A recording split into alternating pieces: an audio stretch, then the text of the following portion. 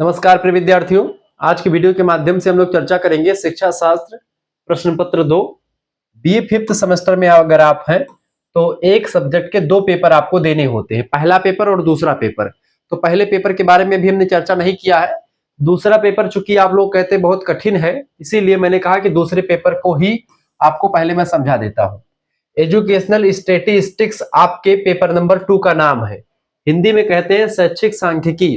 तो इसी का आज हम इकाई संख्या 1 के पहले चैप्टर के बारे में चर्चा करेंगे, या यूं कहें पूरी की पूरी इकाई संख्या 1 के बारे में ही अध्ययन कर लेंगे। इकाई संख्या 1 में वैसे 4 से 5 सब्जेक्ट हैं। वैसे मैं चाहूं तो 4-5 वीडियो के माध्यम से आपको इकाई संख्या 1 को समाप्त करूं, लेकिन एक ही वीडियो में समस्त चैप्टर को समझने का मेरी पूरी कोशिश रहेगी कि आपको समझा दिया जाए, और साथ ही साथ में शैक्षिक सांख्यिकी से बनने वाले मोस्ट इंपोर्टेंट प्रश्न भी ऑब्जेक्टिव वाले कम से कम 20 ऑब्जेक्टिव क्वेश्चंस मैंने तैयार किए हैं, वो भी आपको यहीं पर मिल जाएंगे। 27, 28, 29 सभी की परीक्षा के लिए बहुत ही महत्वपूर्ण है और सरल भाषा में हैंड रिटन नोट्स के साथ आपको पढ़ाने की पूरी कोशिश रहेगी।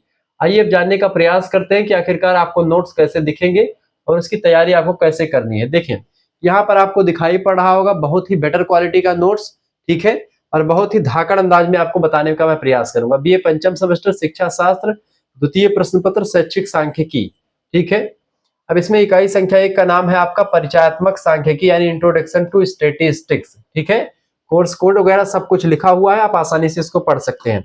अब हम बारीकी के साथ सबसे पहले चर्चा करेंगे शैक्षिक सांख्यिकी है क्या, इसका परिचय को समझेंगे, ठीक है। शिक्षा में सांख्यिकी के उपयोग के लिए शैक्षिक सांख्यिकी शब्द का प्रयोग किया गया। शैक्षिक सांख्यिकी न केवल शिक्षा शास्त्र में बल्कि आप देखते हैं सांख्यिकी का प्रयोग जो है समाज शास्त्र में और ऐसे तमाम प्रकार के विषयों में, इकोनॉमिक्स में, सभी विषयों में बेसिकली किया जाता रहा है, ठीक है। क्योंकि ये गणना करने का विज्ञान है, किसी चीज को समझने का विज्ञान है।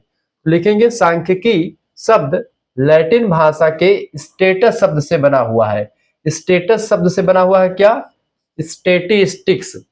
स्टेटस शब्द किसका भाषा का सब शब्द है? तो लैटिन भाषा का है, जिसका अर्थ होता है राज्य। प्रारंभ में इसका प्रयोग राज्य से संबंधित जो आंकड़े होते थे, यानी जो तथ्य होते थे, जो फैक्ट होते थे, जानकारियां होती थी, उनको संग्रह करने के लिए, यानी राज्य से रिलेटेड जानकारी को इकट्ठा करने के लिए और उन जानकारी का वर्गीकरण यानी बंटवारा करने के लिए और प्रस्तुतिकरण यानी उस जानकारी को जो है प्रस्तुत करने के लिए उस जानकारी को जनता के समक्ष, अपने मंत्री मंडल के समक्ष जो है स्टेटस शब्द का प्रयोग लैटिन भाषा में हुआ करता था, ठीक है। आधुनिक युग में इसका प्रयोग सभी क्षेत्रों में किया जाने लगा।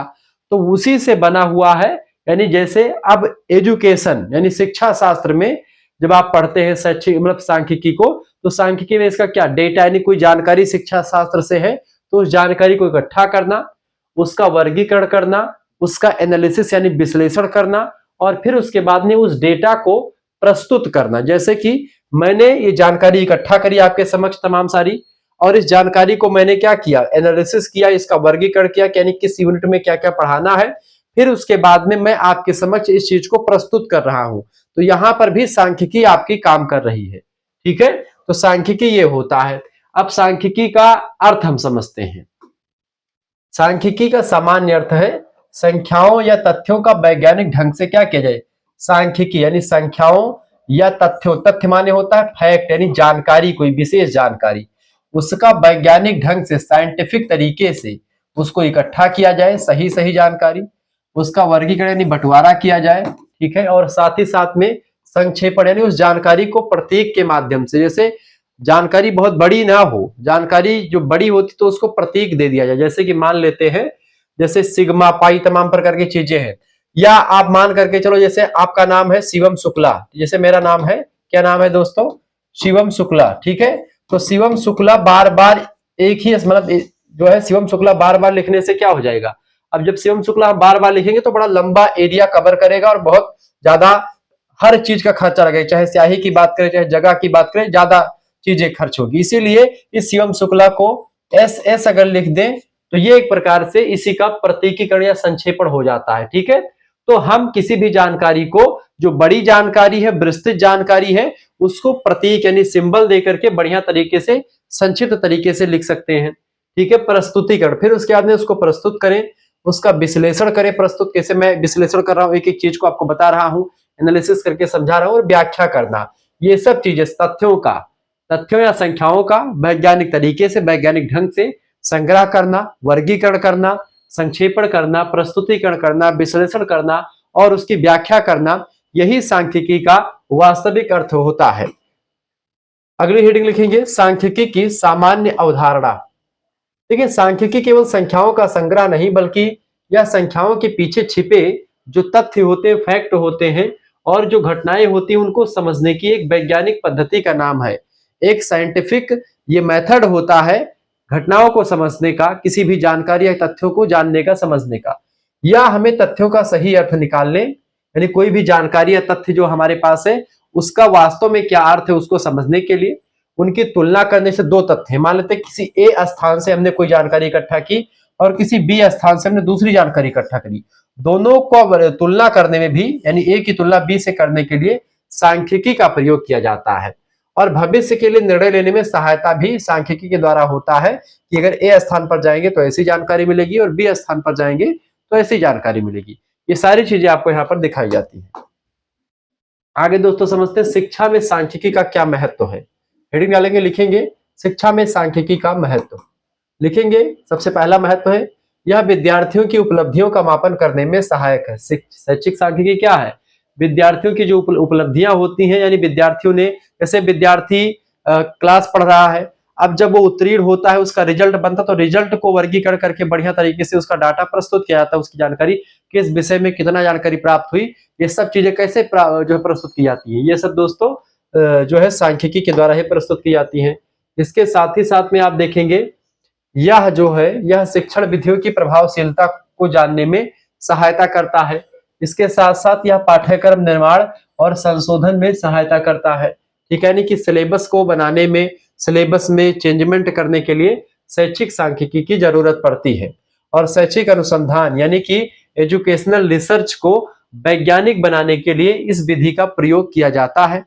इसके साथ साथ यह शैक्षिक प्रशासन यानी एजुकेशनल एडमिनिस्ट्रेशन, और कोई भी अगर प्लान बनाना होता है, योजना बनाना होता है, तो योजना बनाने में या कोई प्रशासन को आगे बढ़ाने में शैक्षिक सांख्यिकी का उपयोग शिक्षा में किया जाता है। तो ये सारे महत्व इसके हैं। ठीक है, यहीं पर छोटी सी बात, महत्वपूर्ण तथ्य ये है कि शैक्षिक मतलब सांख्यिकी के बिना किसी भी क्षेत्र में वैज्ञानिक निर्णय लेना संभव नहीं हो पाता, क्योंकि सांख्यिकी हमको इस नतीजे पर पहुंचा देती है जिससे हमको एक सही जानकारी या सही निष्कर्ष निकाल सकते हैं। आधुनिक युग की अनिवार्य आवश्यकता सांख्यिकी आजकल बन चुकी है। ठीक है, अब सांख्यिकी की विद्वानों के द्वारा परिभाषाओं को समझते हैं कि विद्वानों ने सांख्यिकी की क्या क्या परिभाषा दी है।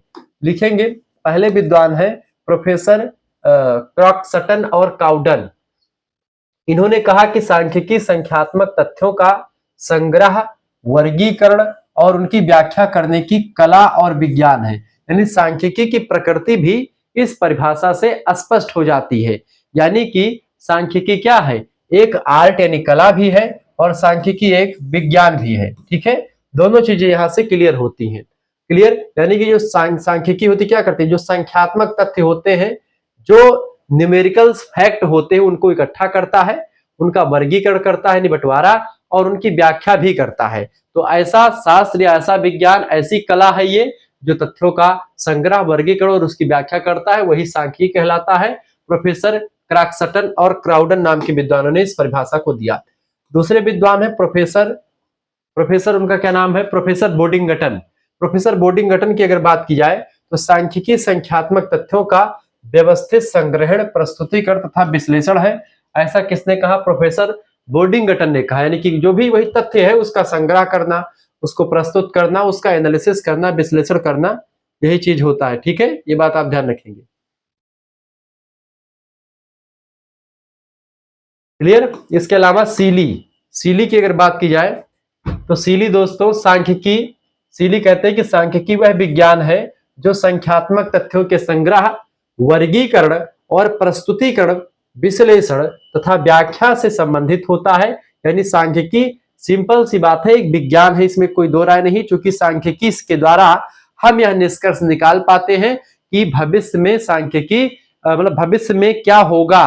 ठीक है, इसकी व्याख्या भी सांख्यिकी कहीं ना कहीं पे कर देता है। इसीलिए ये एक प्रकार से क्या है दोस्तों, ये संख्यात्मक तथ्यों के संग्रह, वर्गीकरण, प्रस्तुतिकरण, विश्लेषण तथा व्याख्या से संबंधित है। ये बात आप ध्यान रखेंगे। क्लियर? आगे बढ़ते हैं और चीजों को जानने का प्रयास करते हैं। वीडियो को लाइक और शेयर जरूर कर दीजिएगा, क्योंकि इसी प्रकार से इंफॉर्मेटिव वीडियो में लगातार आपके लिए लाता रहता हूं। आगे बढ़ते हैं। अब ये ऐसे ही नोट्स आपको मिलेंगे। अब ऐसे ही नोट्स प्राप्त करने के लिए दोस्तों आपको करना क्या है, सबसे इंपॉर्टेंट चीज ये है। देखिए मेरा चेहरा थोड़ा सा मैंने जानबूझ करके काला किया है ताकि आपको बोर्ड पर स्पष्ट दिखाई पड़े। ठीक है, आपको मेरे चेहरे से नहीं मतलब होना चाहिए, कंटेंट से मतलब होना चाहिए। तो मेरा चेहरा कैसा आ रहा है इसको देख करके परेशान मत होइएगा कि गुरुजी आप कर आ रहे हैं। ठीक है, अब यहाँ पर आपको नोट्स कैसे प्राप्त करने हैं इसके लिए आपके लिए जानकारी मैं देने वाला हूं। आप एसएमएस कर दीजिएगा 9984 039 139। सभी यूनिट के ऐसे ही आपको नोट्स मिलेंगे, पेपर 1 पेपर 2 के। एजुकेशन शिक्षा शास्त्र जिसको कहते हैं, सोशियोलॉजी यानी समाज शास्त्र, Hindi, Sanskrit, geography, political science, history, ancient history, ठीक है, गृह विज्ञान, अर्थशास्त्र, इन सभी सब्जेक्ट के आपको नोट्स मिलेंगे। जो भी आपका सब्जेक्ट होगा मिलेगा। और सबसे बेटर बात यह है कि आपका जो एनालिटिक एबिलिटी जो को करिकुलर कोर्स में शामिल है वह भी आपको यहाँ पर मिल जाएगा मात्र 100 रुपए फीस में। अब यहाँ पर आपका अपना नाम लिख करके इस नंबर पर व्हाट्सएप पर भेज दीजिएगा, अपनी यूनिवर्सिटी का नाम, अपने सब्जेक्ट के नेम और आप किस सेमेस्टर में है अपने सेमेस्टर का नाम लिख करके भेज दीजिएगा। देखिए 5th सेमेस्टर में आप है लिख करके भेज दीजिएगा। जैसे तरह लिख करके भेजेंगे आपके पास एक QR कोड स्कैनर भेजा जाएगा। उसी QR कोड स्कैनर पर आपको मात्र 100 रुपए फीस जमा कर देने हैं। ठीक है, और आपको व्हाट्सएप ग्रुप से जोड़ दिया जाएगा। 5th सेमेस्टर पूरा उसमें बढ़ाया जाएगा, यानी 5th सेमेस्टर का जब तक पेपर नहीं हो जाएगा तब तक आपको सभी सब्जेक्ट वहां पर मिलता रहेगा। 5वें सेमेस्टर का इंग्लिश मैं बहुत कम पढ़ाता हूं तो इंग्लिश बहुत कम ही मिलेगा। ठीक है, इंग्लिश कम से कम ना ही मिले, लेकिन मैं कोशिश करूंगा इंग्लिश का भी नोट्स वगैरह आपको दिया जाए। तो ये बात यहाँ पर ध्यान रखेंगे दोस्तों कि 100 रुपए फीस में आपको मिल जा रहा है, क्या मिल जा रहा है 100 रुपए फीस में? 100 रुपए फीस में दोस्तों आपको मिल रहा है सभी सब्जेक्ट का नोट्स। व्हाट्सएप ग्रुप में आपको जोड़ा जाएगा, वहीं पर आपकी कोई क्लास होती है तो उसकी क्लास की लिंक भी आती रहेगी, पुरानी क्लास की प्लेलिस्ट भी मिल जाएगी, सब कुछ आपको मिलता रहेगा। यहाँ पर एक ऑफर है, चूंकि आपका 5th एंड 6th इकट्ठा फीस अगर जमा करते हैं तो 5th एंड 6th दोनों सेमेस्टर की फीस कितनी लगेगी? 5th एंड 6th इकट्ठा फीस जमा करते हैं तो मात्र 150 रुपए फीस में आपको मिल जाएगा पूरा सभी सब्जेक्ट का। देखिए एक सेमेस्टर की फीस 100 रुपए 5th का, तो 6th सेमेस्टर का भी 100 रुपए हो जाएगा। तो वैसे 200 रुपए फीस आपकी होती है, लेकिन 200 रुपए फीस आपको नहीं देने हैं, केवल 150 रुपए आपको फीस जमा कर दे देनी है दोस्तों। कितने रुपए? केवल और केवल 150 रुपए आपको फीस जमा कर देनी है। ठीक है, और इसमें आपको पूरा 1 साल तक यानी 5वां सेमेस्टर पूरा और पूरा 6वां सेमेस्टर सभी सब्जेक्ट का आपको नोट्स मिलेगा। सब कुछ चीजें आपको मिलती रहेंगी, सभी सब्जेक्ट का नोट्स मिलता है। जैसे एक सब्जेक्ट की आप सीरीज लेंगे दोस्तों तो को करिकुलर का भी एनालिटिक एबिलिटी का 10% आपको ऑब्जेक्टिव का मिलेगा। अच्छा, इसकी मेजर की परीक्षा, माइनर का पेपर होगा नहीं, तो 4 पेपर आपके, दो मेजर सब्जेक्ट आपके होंगे, एक सब्जेक्ट का 2 पेपर, तो 4 पेपर ये और एक को करिकुलर। इन 5 पेपर की तैयारी मात्र 150 रुपए फीस में दोनों सेमेस्टर की हो जाएगी, 5 ये और 5 6 सेमेस्टर के। तो सभी की तैयारी analytic ability and digital awareness के 10% आपको मिलेंगे ऑब्जेक्टिव के। परीक्षा अगर ऑब्जेक्टिव होती है आपके विश्वविद्यालय की तो ऑब्जेक्टिव तैयारी, लिखित होती तो लिखित तैयारी, दोनों टाइप का नोट्स आपको यहाँ पर मिल जाएगा। ठीक है, कई सारा प्रैक्टिस पिछले कई सालों के क्वेश्चन पेपर, ये सब आपको व्हाट्सएप ग्रुप में आपको मिलते रहेंगे। ठीक है, अब पीडीएफ नोट्स के रूप में सब कुछ चीजें, और आपके समक्ष जो हैंड रिटन नोट्स है ये सभी यूनिट के नोट्स आपको मिल जाएंगे। जो पीछे अभी मैं जो पढ़ा रहा था ऐसे ही नोट्स सभी यूनिट के आपको मिल जाएंगे व्हाट्सएप ग्रुप में। अब सबसे इंपॉर्टेंट बात है कि 5 सब्जेक्ट की आपको सीरीज लेनी पड़ेगी 5th सेमेस्टर में और 5 की 6th सेमेस्टर में। एक सीरीज का दाम 60 रुपए, तो 5 सीरीज का दाम कितना हो जाएगा? 56 30 300 रुपए हो जाएगा। 300 रुपए सेम ये आपका 6th सेमेस्टर का भी लग जाएगा। तो 600 रुपए आपके दाम सीरीज खरीदने में लग जाते हैं। जो 600 रुपए आप को नहीं व्यय करने हैं, मात्र 150 रुपए आप हमारे पास भेजेंगे, इसमें आपको 5th सेमेस्टर और 6th सेमेस्टर दोनों का नोट्स मिलेगा। ये आपके लिए ऑफर बहुत कम समय के लिए है, जल्दी से जल्दी जुड़ जाइए, क्योंकि कोर्स मतलब की सीटें फुल होने वाली हैं। आप सभी लोग फटाफट से जुड़ जाइए, देर मत कीजिए। तो आप सभी लोग तुरंत कभी भी एसएमएस करेंगे आपको ग्रुप से जोड़ा जाएगा, लेकिन जितना जल्दी जुड़ेंगे आप ही का फायदा होगा। तुरंत जुड़ जाए, देर मत कीजिए। 9984 039 139 इस नंबर पर व्हाट्सएप पर एसएमएस करें, देर मत कीजिए। और यह फीस आप खुद भी जमा कर सकते हैं, किसी दूसरे से भी जमा करवा सकते हैं। गर्ल्स ग्रुप बॉयज ग्रुप दोनों अलग अलग है, कोई दिक्कत की बात नहीं है, आपको बहुत ही बारीकी के साथ चीजें बताई जाएंगी। अब हम आगे बढ़ते हैं और समझते हैं दोस्तों क्या दूसरा जो दूसरे पेज में, और समझते हैं शैक्षिक सांख्यिकी का इतिहास। देखेंगे सांख्यिकी का इतिहास। देखिए सांख्यिकी के इतिहास की अगर बात करें दोस्तों तो सांख्यिकी का इतिहास बहुत प्राचीन है। मानव सभ्यता के विकास के साथ साथ सांख्यिकी का भी विकास होता गया है। सांख्यिकी के विकास को मुख्यतः निम्न कालों में बांट करके हम पढ़ सकते हैं। पहला, प्राचीन काल में सांख्यिकी कैसी रही होगी, इसके बारे में सबसे पहले हम पढ़ते हैं। देखिए प्राचीन काल में सांख्यिकी, हेडिंग डालेंगे, लिखेंगे। और आपको हेडिंग डालने की जरूरत नहीं, ना लिखने की जरूरत है। अगर आप चाहें तो साथ साथ में लिख सकते हैं। मेरे हिसाब से आप पहले ध्यान से मेरी बातों को सुने और इस चीज को देखें और लिखने का कोशिश अभी ना कीजिए, क्योंकि ये चीजें जो आपके लिखित है हैंड रिटन वाला नोट्स, आप ऐसे इसको आप 10-10 पेज का एक एक यूनिट होता है, 8 यूनिट में आपके मुश्किल से 80 पेज हो जाएंगे। ठीक है, तो 80 पेज में आप इसको निकलवा भी सकते हैं। आप चाहे तो इसको आराम से क्या कर सकते हैं, जैसे ये आप पेपर में ऐसे आराम से प्रिंटर पर जाएंगे और पीडीएफ उसके पास भेजेंगे, वो निकाल देगा। हालांकि एक ही व्यक्ति के पास आप पीडीएफ भेज सकते हैं, पीडीएफ निकलवाने के दृष्टिकोण से बस। अगर आप सोचे कि आप किसी दूसरे बच्चे के पास भेज देंगे तो आप ऑटोमेटिक ग्रुप से रिमूव हो जाएंगे, इस बात का ध्यान रखिएगा। क्योंकि ऑटो रिमूवल लगा हुआ है, तुरंत आपको कट कर दिया जाएगा ग्रुप से, तो ये बात ध्यान रखिएगा। आप इसका निकलवा सकते हो, ठीक है, आप जाकर के प्रिंटर से निकलवा सकते हो इसको, लेकिन वैसे भी आप फोन से पढ़ सकते हैं, कोई इश्यू की बात नहीं। जो जिन बच्चों को निकलवाना निकलवा सकते हैं इसका पीडीएफ, मतलब फोटो नहीं निकलवाना चाहिए, आप उससे पढ़िए। तो प्राचीन काल में राज्य की जनसंख्या, भूमि, पशुओं, फसल तथा कर वगैरह का लेखा जोखा रखने के लिए सांख्यिकी का प्रयोग करते थे। जो कि जनसंख्या किसी देश की कितनी है, ठीक है, भूमि कितनी है, पशु कितने हैं, फसल कितनी हुई है, ठीक है, और कर कितना आया हुआ है, इन सभी का पूरा लेखा जोखा तैयार करने के लिए दोस्तों सांख्यिकी नाम के विषय का प्रयोग प्राचीन काल में एक राज्य के लिए होता आया है। मिस्र में सबसे पहली इसका उपयोग शुरू हुआ था। मिस्र यानी इजिप्ट, लगभग में 3000 ईसा पूर्व में जनगणना के प्रमाण मिलते हैं और उसी जनगणना में सांख्यिकी शब्द का प्रयोग, चूंकि आपको दिखा, मतलब सांख्यिकी शब्द का प्रयोग नहीं, जनगणना हुआ यानी गिनती करना शुरू हुआ था। ठीक है, यूनान में पाइथागोरस तथा प्लेटो ने संख्याओं के संकलन और विश्लेषण पर जोर दिया। ठीक है, पाइथागोरस प्रमेय भी आप पढ़ते होंगे गणित में। तो पाइथागोरस और प्लेटो ने यूनान में क्या किया था, संख्याओं के संकलन और विश्लेषण पर विचार किया। तो यहां पर भी सांख्यिकी अप्रत्यक्ष रूप से कहीं ना कहीं पे दिखाई पड़ती है। और रोम में अगर देखेंगे तो जनसंख्या, जन्म, मृत्यु, विवाह तथा संपत्ति का रिकॉर्ड रखा जाता था। तो ये सब सांख्यिकी के द्वारा ही रखा जाता था। जाने अनजाने में ये लोग नहीं जानते थे कि यह सांख्यिकी है, लेकिन सांख्यिकी वहां पर भी काम करती थी। ठीक है, ये मध्यकाल का, सॉरी, प्राचीन काल का समय रहा, प्राचीन काल में सांख्यिकी। अब आते हैं मध्यकाल में सांख्यिकी, हेडिंग डालेंगे मध्यकाल में सांख्यिकी, लिखेंगे इस काल में धार्मिक संस्थाओं और शासकों के द्वारा भूमि, कर, व्यापार और जनसंख्या का लेखा जोखा रखा जाता था। इसमें भी सांख्यिकी का उपयोग आपको दिखाई पड़ता है। ठीक है, भारत में भी इस काल में जनगणना और राजस्व संग्रह, राजस्व माने टैक्स वगैरह जो जनता से वसूले जाते थे, उनका भी इकट्ठा रखा जाता था, उनका लेखा जोखा होता था।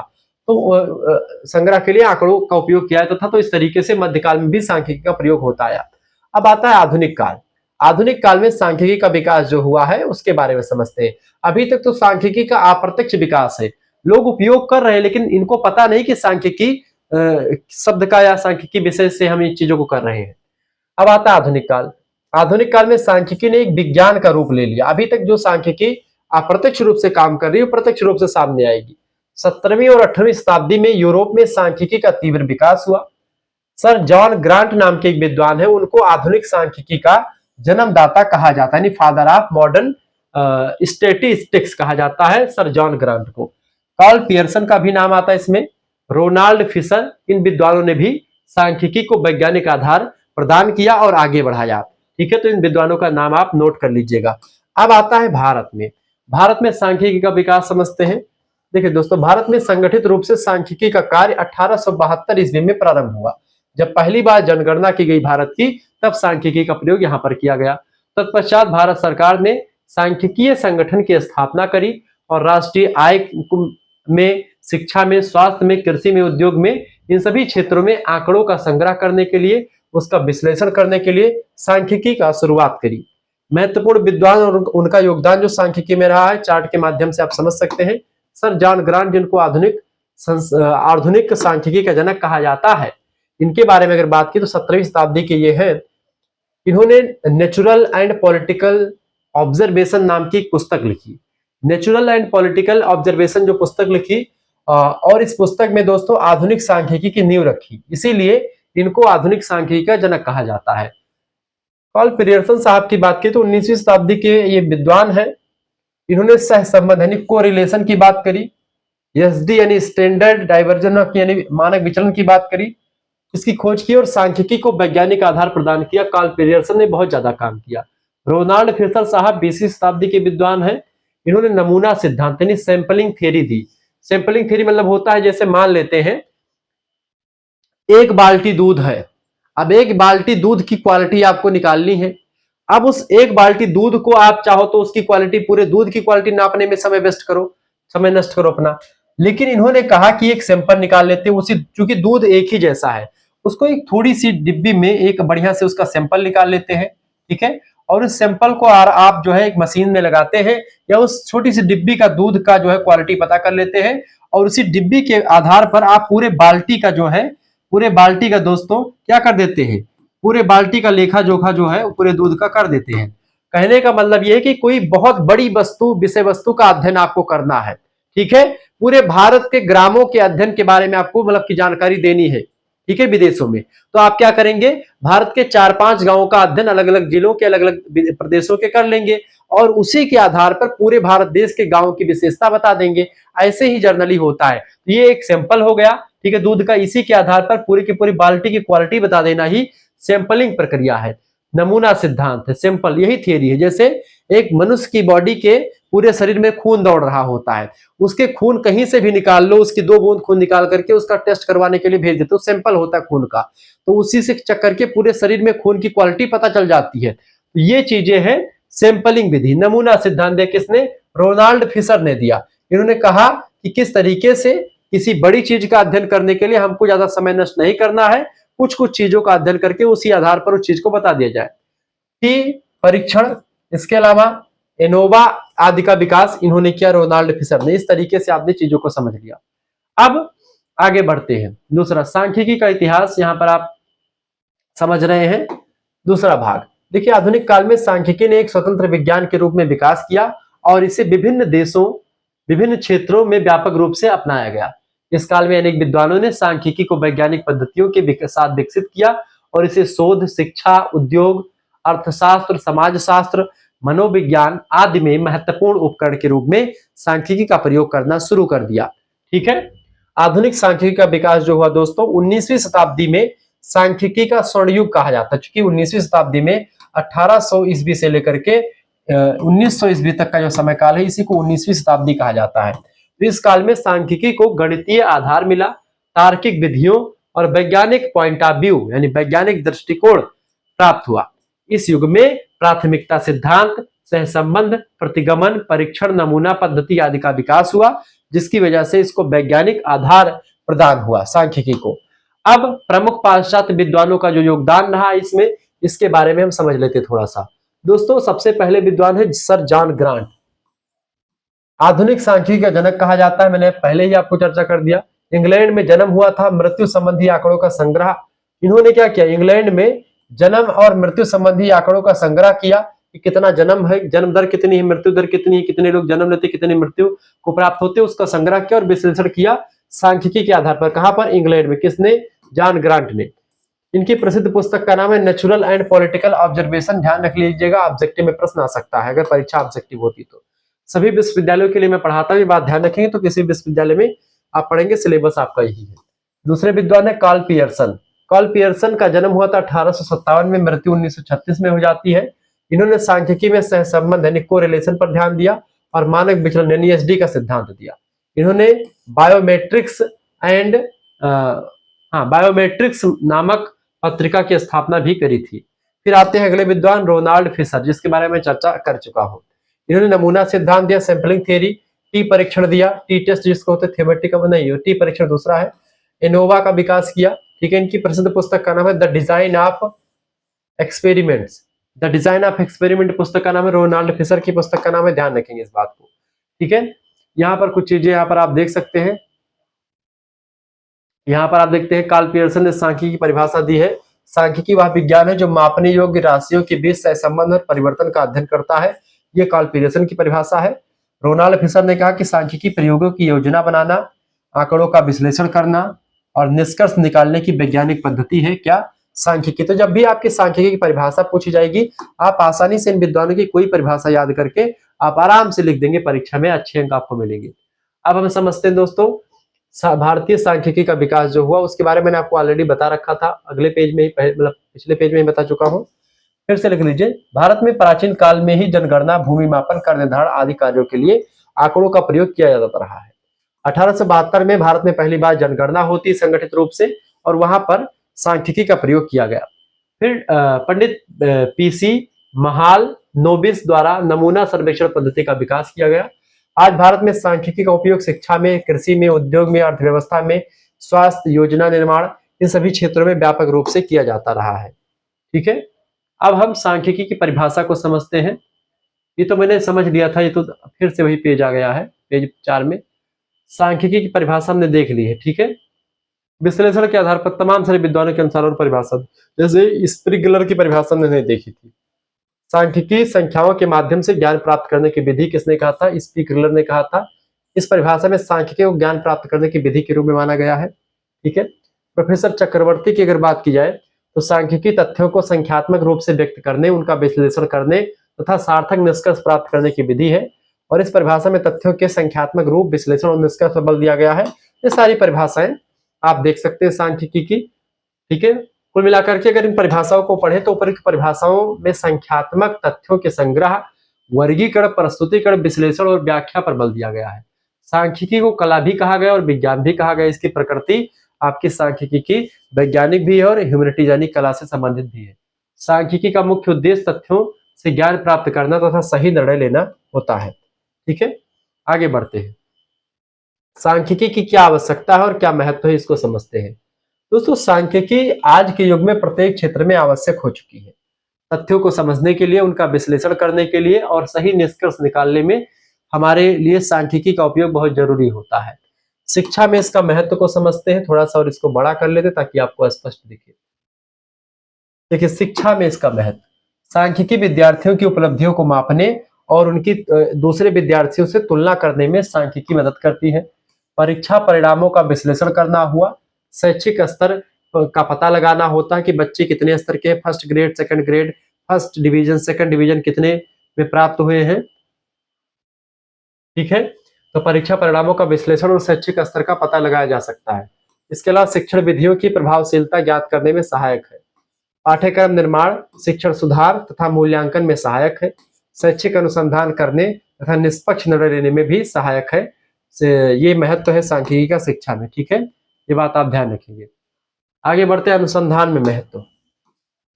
देखिए, सांख्यिकी अनुसंधान कार्य की रीढ़ होती है। किसी भी रिसर्च काम के लिए सांख्यिकी का उपयोग करना बहुत ही जरूरी होता है। ये बात आप ध्यान रखेंगे। ठीक है, यह तथ्यों के संग्रह, वर्गीकरण, विश्लेषण, व्याख्या तथा समानवीकरण में सांख्यिकी ही मदद करती है। जैसे कि अनुसंधान में, रिसर्च में डाटा को इकट्ठा करना होता है, डाटा का वर्गीकरण, विश्लेषण, व्याख्या और सिद्धांत बनाना होता है, उसके लिए बहुत जरूरी है अनुसंधान। इसके अलावा परिकल्पनाओं की जांच तथा निष्कर्षों की विश्वसनीयता सिद्ध करने में सहायता करता है ये। ठीक है, इसके अलावा वैज्ञानिक अनुसंधान को वस्तुनिष्ठ एवं सटीक बनाती है जो है अनुसंधान में सांख्यिकी। ठीक है, सांख्यिकी का महत्व केवल अनुसंधान में नहीं बल्कि आप देखते हैं प्रशासन में भी है। प्रशासन में सांख्यिकी का महत्व, देखिए प्रशासनिक कार्यों में कोई भी प्लान बनाना हुआ, नियंत्रण करना हुआ कर्मचारियों पर, मूल्यांकन करना हुआ, उसमें सांख्यिकी का उपयोग होता है। इसके लिए सांख्यिकी आंकड़े आवश्यक होते हैं। कर्मचारियों की दक्षता, कार्य उत्पादन तथा कार्य विभाजन का मूल्यांकन किया जाता है इसी सांख्यिकी के द्वारा कि भाई कर्मचारियों ने, कौन कौन से कर्मचारी ने कितना काम किया, कौन सा अच्छा कर रहा है, कौन सा और अच्छा कर रहा है, उसी के बारे में जानकारी मिलती है। भविष्य की आवश्यकताओं का अनुमान भी सांख्यिकी के द्वारा ही लगाया जा सकता है। तो प्रशासन में भी सांख्यिकी का महत्व है, योजना निर्माण में भी सांख्यिकी का उतना ही महत्व है। ठीक है, सांख्यिकी भविष्य की आवश्यकताओं का पुनर्नुमान लगाने में सहायक है। आंकड़ों के आधार पर संसाधनों का उचित वितरण तथा उपयोग सुनिश्चित होता है। इसके द्वारा किसी क्षेत्र के सामाजिक, आर्थिक और शैक्षिक विकास के लिए योजनाएं बनाने में मदद मिलती है, किसके? सांख्यिकी के द्वारा। इसके साथ साथ निर्णय लेने में सहायक होता है सांख्यिकी। सांख्यिकी सही और तार्किक निर्णय लेने में सहायता देती है। यह अनिश्चितता को कम करती है और निर्णय को अधिक विश्वसनीय बनाती है। सभी उपलब्ध तथ्यों का विश्लेषण करके सबसे उपयुक्त विकल्प का चयन किया जाता है सांख्यिकी के द्वारा ही, क्योंकि ये एकदम से फैक्ट जानकारी और सही जानकारी हमको देती है। दोस्तों, इन चीजों को समझने के बाद में एक चीज तो हम कह सकते हैं, जैसे कि आप देखते हैं यहाँ पर, अब आप शिक्षा में कैसे महत्व होता है। शिक्षा में जैसे परीक्षा परिणामों का औसत निकाल करके ज्ञात किया जा सकता है कि विद्यार्थियों का प्रदर्शन कैसा रहा। ठीक है, अनुसंधान में अगर हम देखें तो अनुसंधान में किसी अध्ययन में प्राप्त आंकड़ों का सांख्यिकी विश्लेषण करके ही यह निश्चित किया जा सकता है कि परिणाम विश्वसनीय है कि नहीं है। ठीक है। इसके साथ ही साथ में आप देखेंगे प्रशासन में महत्व की, तो किसी कार्यालय में कर्मचारियों की कार्य की तुलना करके यह जाना जाता है कि कौन अधिक काम करने में तेज है कर्मचारी, कौन बेकार है। उदाहरण, जनसंख्या वृद्धि के आंकड़ों के आधार पर स्कूल, अस्पताल, सड़क आदि की योजना बनाई जा सकती है। इसके अलावा किसी विद्यालय में कौन सी पुस्तक अच्छी है, यह निर्णय विद्यार्थियों के परिणामों के आधार पर ही तय की जाती है। तो सांख्यिकीय विश्लेषण वहां पर भी जरूरी होता है निर्णय लेने में। तो इस तरीके से आप देखते हैं दोस्तों, उपरोक्त सभी बिंदुओं से स्पष्ट है कि सांख्यिकी शिक्षा, अनुसंधान, प्रशासन, योजना के निर्माण में और निर्णय लेने में इन सभी क्षेत्रों में अत्यंत आवश्यक है और उपयोगी है। यह वैज्ञानिक दृष्टिकोण प्रदान करती है और व्यवस्थित तथा प्रभावी कार्य करने में सहायता देती है। ये बात आप ध्यान रखेंगे। और भी आगे बढ़ते हैं। ठीक है, वीडियो को लाइक कर दीजिएगा, चैनल पर नए हैं तो प्लीज चैनल को सब्सक्राइब भी कर दीजिएगा। आगे बढ़ते हैं और भी चीजों को समझने का प्रयास करते हैं। अब सांख्यिकी के कार्य और सांख्यिकी का उद्देश्य समझ लेते हैं। अभी तक हमने सांख्यिकी का महत्व समझा कि किन किन क्षेत्रों में सांख्यिकी का महत्व है, जैसे शिक्षा में महत्व, अनुसंधान एंड रिसर्च में, प्रशासन यानी एडमिनिस्ट्रेशन में इसकी इंपॉर्टेंसी, योजना के निर्माण में कोई प्लान बनाना हो तो उसमें सांख्यिकी का उपयोग कैसे होता है, और निर्णय लेने में सांख्यिकी का उपयोग कैसे होता है। ठीक है, जैसे किसी विद्यालय में आप पढ़ रहे हैं तो कौन सी पुस्तक अच्छी रहेगी, यह निर्णय विद्यार्थियों के परिणामों के द्वारा डिपेंड होता है कि विद्यार्थी कौन सी पुस्तक को ज्यादा पसंद करता है। उसी तो कितने विद्यार्थी पसंद करते हैं, कितने विद्यार्थी नहीं पसंद करते हैं, इसका पूरा डाटा निकालना पड़ता है। इसका डाटा जब पूरा निकलता है तो किसके द्वारा निकलता है, सांख्यिकी के द्वारा निकलता है। तब हम डिसाइड कर पाते हैं कि कौन सी पुस्तक बेस्ट है। इसको आपने समझा। दोस्तों अब हम आगे बढ़ते हैं और सांख्यिकी के कार्य और उद्देश्य को समझते हैं कि सांख्यिकी का आखिरकार क्या काम है और क्या इसका एम है यानी उद्देश्य है। ठीक है, functions of statistics and objectives of statistics दोनों को बहुत ही बारीकी के साथ समझने का प्रयास करेंगे। पहला कार्य, तथ्यों का संग्रह करना, collection of facts, collection of data, जानकारी को एकत्रित करने का काम सांख्यिकी के द्वारा किया जाता है। किसी भी कार्य या समस्या के संबंध में जो जानकारी प्राप्त की जाती है उसे तथ्य संग्रह कहा जाता है। जैसे कोई घटना है, कोई समस्या है, कोई कार्य है, उससे रिलेटेड जब कोई जानकारी हमको मिलती है या हम प्राप्त करते हैं उसी को तथ्यों का संग्रह करना कहा जाता है। ठीक है, उदाहरण के रूप में अगर समझे भी मैं समझाऊंगा। सांख्यिकी का प्रथम कार्य तथ्यों को विभिन्न स्रोतों से एकत्र करना। स्रोतों माने होता है जैसे कहां कहां से जानकारी मिलेगी, तो जहां से जानकारी मिलती है उसको स्रोत कहा जाता है, और जो जानकारी मिलती है उसको तथ्य कहा जाता है, और उस जानकारी को इकट्ठा करने को तथ्य संग्रह कहा जाता है। ठीक है, तो सांख्यिकी का प्रथम कार्य क्या होता है, तथ्यों को विभिन्न स्रोतों से एकत्र यानी इकट्ठा करना। जैसे जनगणना के द्वारा लोगों की गिनती करना, कितने महिला हैं, कितने पुरुष हैं, कितने लोग कमा रहे हैं, कितने लोग गरीबी रेखा से नीचे हैं, कितने नहीं कमा रहे हैं, कितने बेरोजगार हैं, कितने रोजगार से संबंधित है, कितने सरकारी सर्विस यहाँ है, कितने जैसे प्राइवेट सेक्टर में काम करते, सब जानकारी जनगणना के द्वारा मिल जाती है। तो जनगणना एक स्रोत होता है। सर्वेक्षण, सर्वेक्षण माने सर्वे किया जाता है किसी भी एरिया में जाकर के। ठीक है, किसी भी चीज। प्रयोग यानी प्रैक्टिकल करके। अवलोकन, अवलोकन माने देख करके, वहां पर जाकर के, जैसे कोई घटना घटी है उस घटना पर जाएं, देखें, अपनी आंखों देखा हाल, फिर उसके बाद में आप कोई जानकारी इकट्ठा करें। अवलोकन। प्रश्नावली, क्वेश्चन कहा जाता है। जैसे आप नहीं जा पाते हैं, प्रश्नों की एक बढ़िया सूची बनाएं और जिस एरिया में कोई घटना घटित हुई हो उस एरिया के कोई जानकार व्यक्ति तक अपने संदेश के द्वारा ईमेल भेज दे या डाक के द्वारा पत्र भेज दे, एक चिट्ठी बढ़िया से भेजे, उसमें तमाम सारे क्वेश्चंस उस घटना से रिलेटेड लिख दें। जैसे ये क्वेश्चन लिखे हुए हैं, अब इस चीज को आप डाक के द्वारा उनके पास भेजेंगे। अब इसमें क्वेश्चंस लिखा रहेगा और उसका उत्तर, जो प्रश्नावली जिसके पास गई है उसका उत्तर वो लिख करके आपके पास भेज देगा अगर आपका सहयोगी है तो।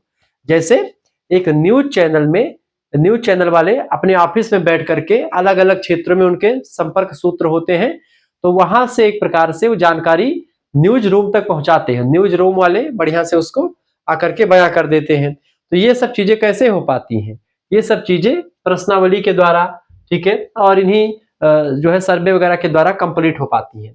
तो प्रश्नावली को क्वेश्चननायर अंग्रेजी में कहा जाता है। बहुत ही महत्वपूर्ण चीजें हैं। संग्रहित तथ्य विश्वसनीय होता है। प्रासंगिक यानी कि लोग इसको पसंद करते हैं, पर्याप्त होता है और उद्देश्य पूर्ण होने वाले होने चाहिए। यानी कि जो भी जानकारी हमको प्राप्त हो विश्वसनीय हो, जिस पर लोग विश्वास कर पाए, प्रासंगिक हो, जो कि आज भी और 10 साल बाद भी पर्याप्त जानकारी हो, उद्देश्य जिस उद्देश्य से उस जानकारी को इकट्ठा की गई हो वह उद्देश्य भी पूरी करती हो। उदाहरण के रूप में समझे, जैसे किसी विद्यालय के विद्यार्थियों की संख्या, उनकी आयु, अंक आदि को एकत्र करना जो होता है, ये तथ्यों का संग्रह करना है, ये काम होता है सांख्यिकी का। दूसरा काम होता है दोस्तों वर्गीकरण, क्लासिफिकेशन डाटा का। संग्रहित तथ्य यानी जो जानकारी हमने इकट्ठा की है उसको किसी निश्चित आधार पर वर्गीकरण किया जाए और उसको अलग अलग समूहों में बांट दिया जाए। जैसे आयु के आधार पर विद्यार्थियों को 10 से 12 वर्ष की आयु के अकॉर्डिंग ए सेक्शन में रख दिया, बी सेक्शन में 13 से 15 वर्ष की आयु को रख दिया, ठीक है, सी सेक्शन में हमने 16 से 18 वर्ष के आयु समूहों को रख दिया। तो ये 3 समूहों में हमने बांट दिया। अब 10 से 12 वर्ष के बच्चों को क्या पढ़ना चाहिए, 13 से 15 वर्ष के बच्चों को क्या पढ़ना चाहिए और 16 से 18 वर्ष के बच्चों को क्या पढ़ना चाहिए, हम इस हिसाब से डिसाइड कर सकते हैं। क्योंकि यानी कितने बच्चे 10 से 12 साल के मान लेते हैं, 20 बच्चे इसके हैं, 40 इसके हैं, 60 बच्चे इसके हैं, तो इनको कैसे पढ़ाना है तो ये आप डिसाइड कर लिए। इसके लिए एक टीचर रख दिया, इसके लिए दूसरा, इसके लिए तीसरा, तो पढ़ाना आसान हो जाता है इसके द्वारा, वर्गीकरण के द्वारा, क्लासिफिकेशन के द्वारा। ठीक है, इससे आंकड़ों को समझना और उनका उपयोग करना आसान हो जाता है। वर्गीकरण के बिना बड़े बड़े आंकड़ों का अध्ययन कठिन हो जाता है। अगर वर्गीकरण ना करें तो बड़े आंकड़े को समझना दैट इज इम्पॉसिबल, संभव नहीं होता है। विश्लेषण क्या आता है उसके बाद में, डाटा का एनालिसिस, यानी जब हम इसको बांट लेते हैं फिर एक एक करके एक एक समूहों का बढ़िया तरीके से एनालिसिस करते हैं, उस पर रिसर्च, उस पर काम करते हैं। वर्गीकृत तथ्यों का अध्ययन करके उनके छिपे हुए अर्थ, संबंध और प्रवृत्तियों को ज्ञात करना विश्लेषण कहलाता है। दोस्तों यह बात आप ध्यान रखेंगे। आगे बढ़ते और भी चीजों को जानकारी और भी चीजों को जानने का प्रयास करते हैं। वीडियो को लाइक कर दीजिएगा, चैनल पर अगर नए हैं तो प्लीज चैनल को सब्सक्राइब कर दीजिएगा, क्योंकि इसी प्रकार से इन्फॉर्मेटिव वीडियो में लगातार आपके लिए लाता रहता हूँ। ठीक है, ये बात आप ध्यान रखेंगे। इसके द्वारा तथ्यों का तुलनात्मक अध्ययन, प्रतिशत निकालना, माध्य निकालना, माध्यिका निकालना, बहुलक निकालना, ये सब किया जाता है। ठीक है, माध्य क्या है, माध्यिका क्या है, बहुलक क्या है, इन तीनों को लेकर के प्रश्न परीक्षा में खूब पूछे जाएंगे, यह बात आप ध्यान रखेंगे। तो इसको लेकर के आपको घबराने की आवश्यकता नहीं, सब कुछ यहीं पर आपको मिल जाएगा दोस्तों। ठीक है, ये सारी जानकारियां यहीं पर आपको मिलती रहती है। ठीक है, विश्लेषण ये हो गया आपका। अगला है व्याख्या। ठीक है, व्याख्या यानी कि विश्लेषण किए गए आंकड़ों से प्राप्त परिणामों का अर्थ स्पष्ट करना व्याख्या कहलाता है। व्याख्या के बिना आंकड़े केवल संख्या बन करके ही रह जाते हैं। इसके माध्यम से हम यह समझते हैं कि परिणामों का वास्तविक अर्थ क्या है और उनका क्या प्रभाव पड़ेगा हम पर। यानी परीक्षा के परिणामों में बालिकाओं का औसत अंकों में अधिक है, तो इसका अर्थ स्पष्ट करना है कि इसके पीछे कौन से कारण है जिससे बालिकाओं का नंबर अच्छा आया है। ठीक है, ये सब चीजें निष्कर्ष निकालना। ठीक है, यानी जो हम जानकारी इकट्ठा करते हैं, उस पर रिसर्च करते हैं, एनालिसिस करते हैं, उसके बाद में व्याख्या करने के बाद में एक निष्कर्ष निकालते हैं। अध्ययन के बाद निष्कर्ष निकाला जाता है कि विद्यार्थियों की प्रगति के लिए अतिरिक्त अध्ययन सामग्री की जरूरी है और भी उसको पढ़ाना कि नहीं जरूरी है, अच्छे तरीके से विद्यार्थियों ने पढ़ा कि नहीं पढ़ा। निष्कर्ष निकालना ये भी काम होता है सांख्यिकी का। उद्देश्य भी और कार्य दोनों एक ही होता है। सभी तथ्यों के विश्लेषण और व्याख्या के उपरांत सामान्य निर्णय लेना या निष्कर्ष निकाला जाता है, उसे निष्कर्ष निकालना कहते हैं। इसी के आधार पर भविष्य के लिए सुझाव दिए जाते हैं और निर्णय ले जाते हैं कि क्या करना चाहिए आगे चल करके बच्चों के भविष्य के लिए। तो सांख्यिकी का कार्य तथ्यों का संग्रह करना, उनका वर्गीकरण करना, उनका विश्लेषण करना और उनकी व्याख्या करना और अंत में निष्कर्ष निकालना है। इन कार्यों के माध्यम से हम किसी भी समस्या को समझ सकते हैं और उसके समाधान के लिए सही निर्णय ले सकते हैं। ठीक है, आपने यह चीज को समझा। अब आगे बढ़ते हैं। अगली चीज है दोस्तों क्या, सांख्यिकी के प्रकार। सांख्यिकी कई प्रकार की होती है। There are many type of statistics. कई प्रकार की सांख्यिकियां होती है दोस्तों। देखिए, सांख्यिकी को कार्य और उद्देश्य के आधार पर अगर बांटे तो दो प्रकार की सांख्यिकी होती है कार्य और उद्देश्य के आधार पर। पहला है वर्णनात्मक सांख्यिकी, जिसको आप डिस्क्रिप्टिव स्टैटिस्टिक्स कहते हैं। दूसरी सांख्यिकी है अनुमानात्मक सांख्यिकी, यानी कि जिसको आप जो है इन्फ्रेंशियल स्टैटिस्टिक्स कहते हैं। तो समझते हैं वर्णनात्मक सांख्यिकी क्या है। वर्णनात्मक सांख्यिकी यह संख्याओं, तथ्यों एवं आंकड़ों का संग्रह, संगठन, वर्गीकरण, सारणीकरण और प्रस्तुतीकरण, विश्लेषण तथा व्याख्या करने की विधि होती है वर्णनात्मक सांख्यिकी। इसका उद्देश्य केवल उपलब्ध आंकड़ों का वर्णन करना होता है कि जो आंकड़े हमको मिले उसका वर्णन कर दिया जाए। उदाहरण के रूप में किसी कक्षा के 50 छात्रों की ऊंचाई, उनका भार कितना है, उनकी आयु, ये सब, इन सभी का माध्य निकालना, माध्यिका निकालना और बहुलक ज्ञात करना तथा बार चार्ट या पाई चार्ट के द्वारा उस आंकड़े को प्रस्तुत करना वर्णनात्मक सांख्यिकी का उद्देश्य होता है, मतलब होता है। जबकि जो अनुमानात्मक सांख्यिकी होती है यह आंशिक आंकड़ों के आधार पर, कम आंकड़े जो हैं, यहाँ पर आंकड़े पर्याप्त होते हैं लेकिन यहाँ पर पर्याप्त आंकड़े नहीं, आंशिक आंकड़े हैं, कम आंकड़े हैं, और उन आंशिक आंकड़ों के आधार पर संपूर्ण समूह के संबंध में अनुमान लगाना, निर्णय लेना, निष्कर्ष निकालने की विधि कहा जाता है। इसका उद्देश्य नमूने, जो सैंपलिंग विधि मैंने आपको बताई थी, दूध का सैंपल लेकर के उसकी क्वालिटी बता देना, पूरी बाल्टी के दूध का क्वालिटी एक छोटी सी डिब्बी के सैंपल के आधार पर बताना। तो इसका उद्देश्य नमूने के आधार पर जनसंख्या यानी पॉपुलेशन के बारे में समानवीकरण करना होता है। इसमें प्रायिकता सिद्धांत का प्रयोग किया जाता है। प्रायिकता माने कि प्रोबेबिलिटी सिद्धांत काम करता है, ये होने की संभावना है, वो होने की संभावना, ये ठीक है। उदाहरण के रूप में जैसे किसी विद्यालय के 100 छात्रों के स्थान पर 20 छात्रों के अंकों के आधार पर संपूर्ण विद्यालय के छात्रों के अंकों का औसत ज्ञात कर लिया जाए कि भाई 100 छात्रों मतलब कैसे मान लेते कोई विद्यालय में कोई रिसर्च करने के लिए बाहर से टीम आई कि विद्यालय में अच्छे तरीके से पढ़ाई होती कि नहीं होती है। तो विद्यालय में 100 छात्र है, अब 100 छात्रों का मूल्यांकन कर पाना एक आध घंटे में कठिन काम होता है। इसीलिए वह व्यक्ति क्या करेगा, वह व्यक्ति 10-12 बच्चों से बुला करके पूछेगा, बीच में से उठा करके, और उसी आधार पर संपूर्ण छात्रों का मूल्यांकन करके वह निर्णय दे करके चला जाएगा। तो ये होता है अनुमानात्मक सांख्यिकी। अब वर्णनात्मक सांख्यिकी और अनुमानात्मक सांख्यिकी में कई सारा डिफरेंस है, इसको समझ लेते हैं। देखिए दोस्तों, आधार बिंदु, अर्थ के आधार पर वर्णनात्मक सांख्यिकी आंकड़ों का संग्रह, संगठन, प्रस्तुतिकरण तथा उनका वर्णन करना होता है, जबकि अनुमानात्मक सांख्यिकी जो होता है आंशिक आंकड़ों के आधार पर संपूर्ण जनसंख्या के बारे में अनुमान निकालना होता है। तो यानी कि यहाँ पर जानकारी सत्य होगी और यहाँ पर थोड़ी बहुत दिक्कत भी हो सकती है, यानी पूर्णतः सत्य नहीं मानी जा सकती। उद्देश्य केवल उपलब्ध आंकड़ों का वर्णन इसमें करना होता है, जबकि अनुमानात्मक सांख्यिकी में निष्कर्ष निकालना, समानवीकरण करना होता है, कम संसाधनों के आधार पर भी। इसका क्षेत्र देखिए, वर्णनात्मक सांख्यिकी का क्षेत्र सीमित होता है, केवल उपलब्ध आंकड़ों तक ही सीमित होता है, जबकि अनुमानात्मक सांख्यिकी विस्तृत यानी नमूने से लेकर के जनसंख्या तक विस्तृत यानी छोटे से छोटी चीज से लेकर के बड़े से बड़ी चीज का अनुमान लगा करके जानकारी देती है। डेटा का स्वरूप देखिए, वर्णनात्मक सांख्यिकी के डेटा का स्वरूप पूर्ण एवं विस्तृत आंकड़ों पर आधारित होता है, जबकि अनुमानात्मक सांख्यिकी आंशिक और नमूना आंकड़ों पर आधारित होती है। ठीक है। पांचवा अंतर यह है, वर्णनात्मक सांख्यिकी जो में प्रयुक्त जो विधियां होती हैं, सरल वर्णनात्मक विधियां जैसे कि माध्य, माध्यिका, बहुलक, प्रतिशत, तालिका, ग्राफ आदि, इन सभी विधियों के द्वारा वर्णनात्मक सांख्यिकी जो है काम करती है, जबकि अनुमानात्मक सांख्यिकी जटिल और विश्लेषणात्मक विधियों जैसे सहसंबंध, प्रतिगमन, टी परीक्षण, जड़ परीक्षण, ठीक है, इनोवा, इन सभी पद्धतियों का प्रयोग करके आंकड़ा निकालती है। निष्कर्ष निकालने की बात की तो वर्णनात्मक सांख्यिकी केवल वर्णनात्मक निष्कर्ष प्राप्त होते हैं, जबकि अनुमानात्मक सांख्यिकी में निर्णयात्मक और समानवीकृत निष्कर्ष प्राप्त होते हैं। प्रायिकता का प्रयोग, प्रायिकता का सिद्धांत इसमें वर्णनात्मक सांख्यिकी में प्रयोग नहीं होता है, जबकि प्रायिकता का सिद्धांत अनुमानात्मक सांख्यिकी में प्रयोग किया जाता है।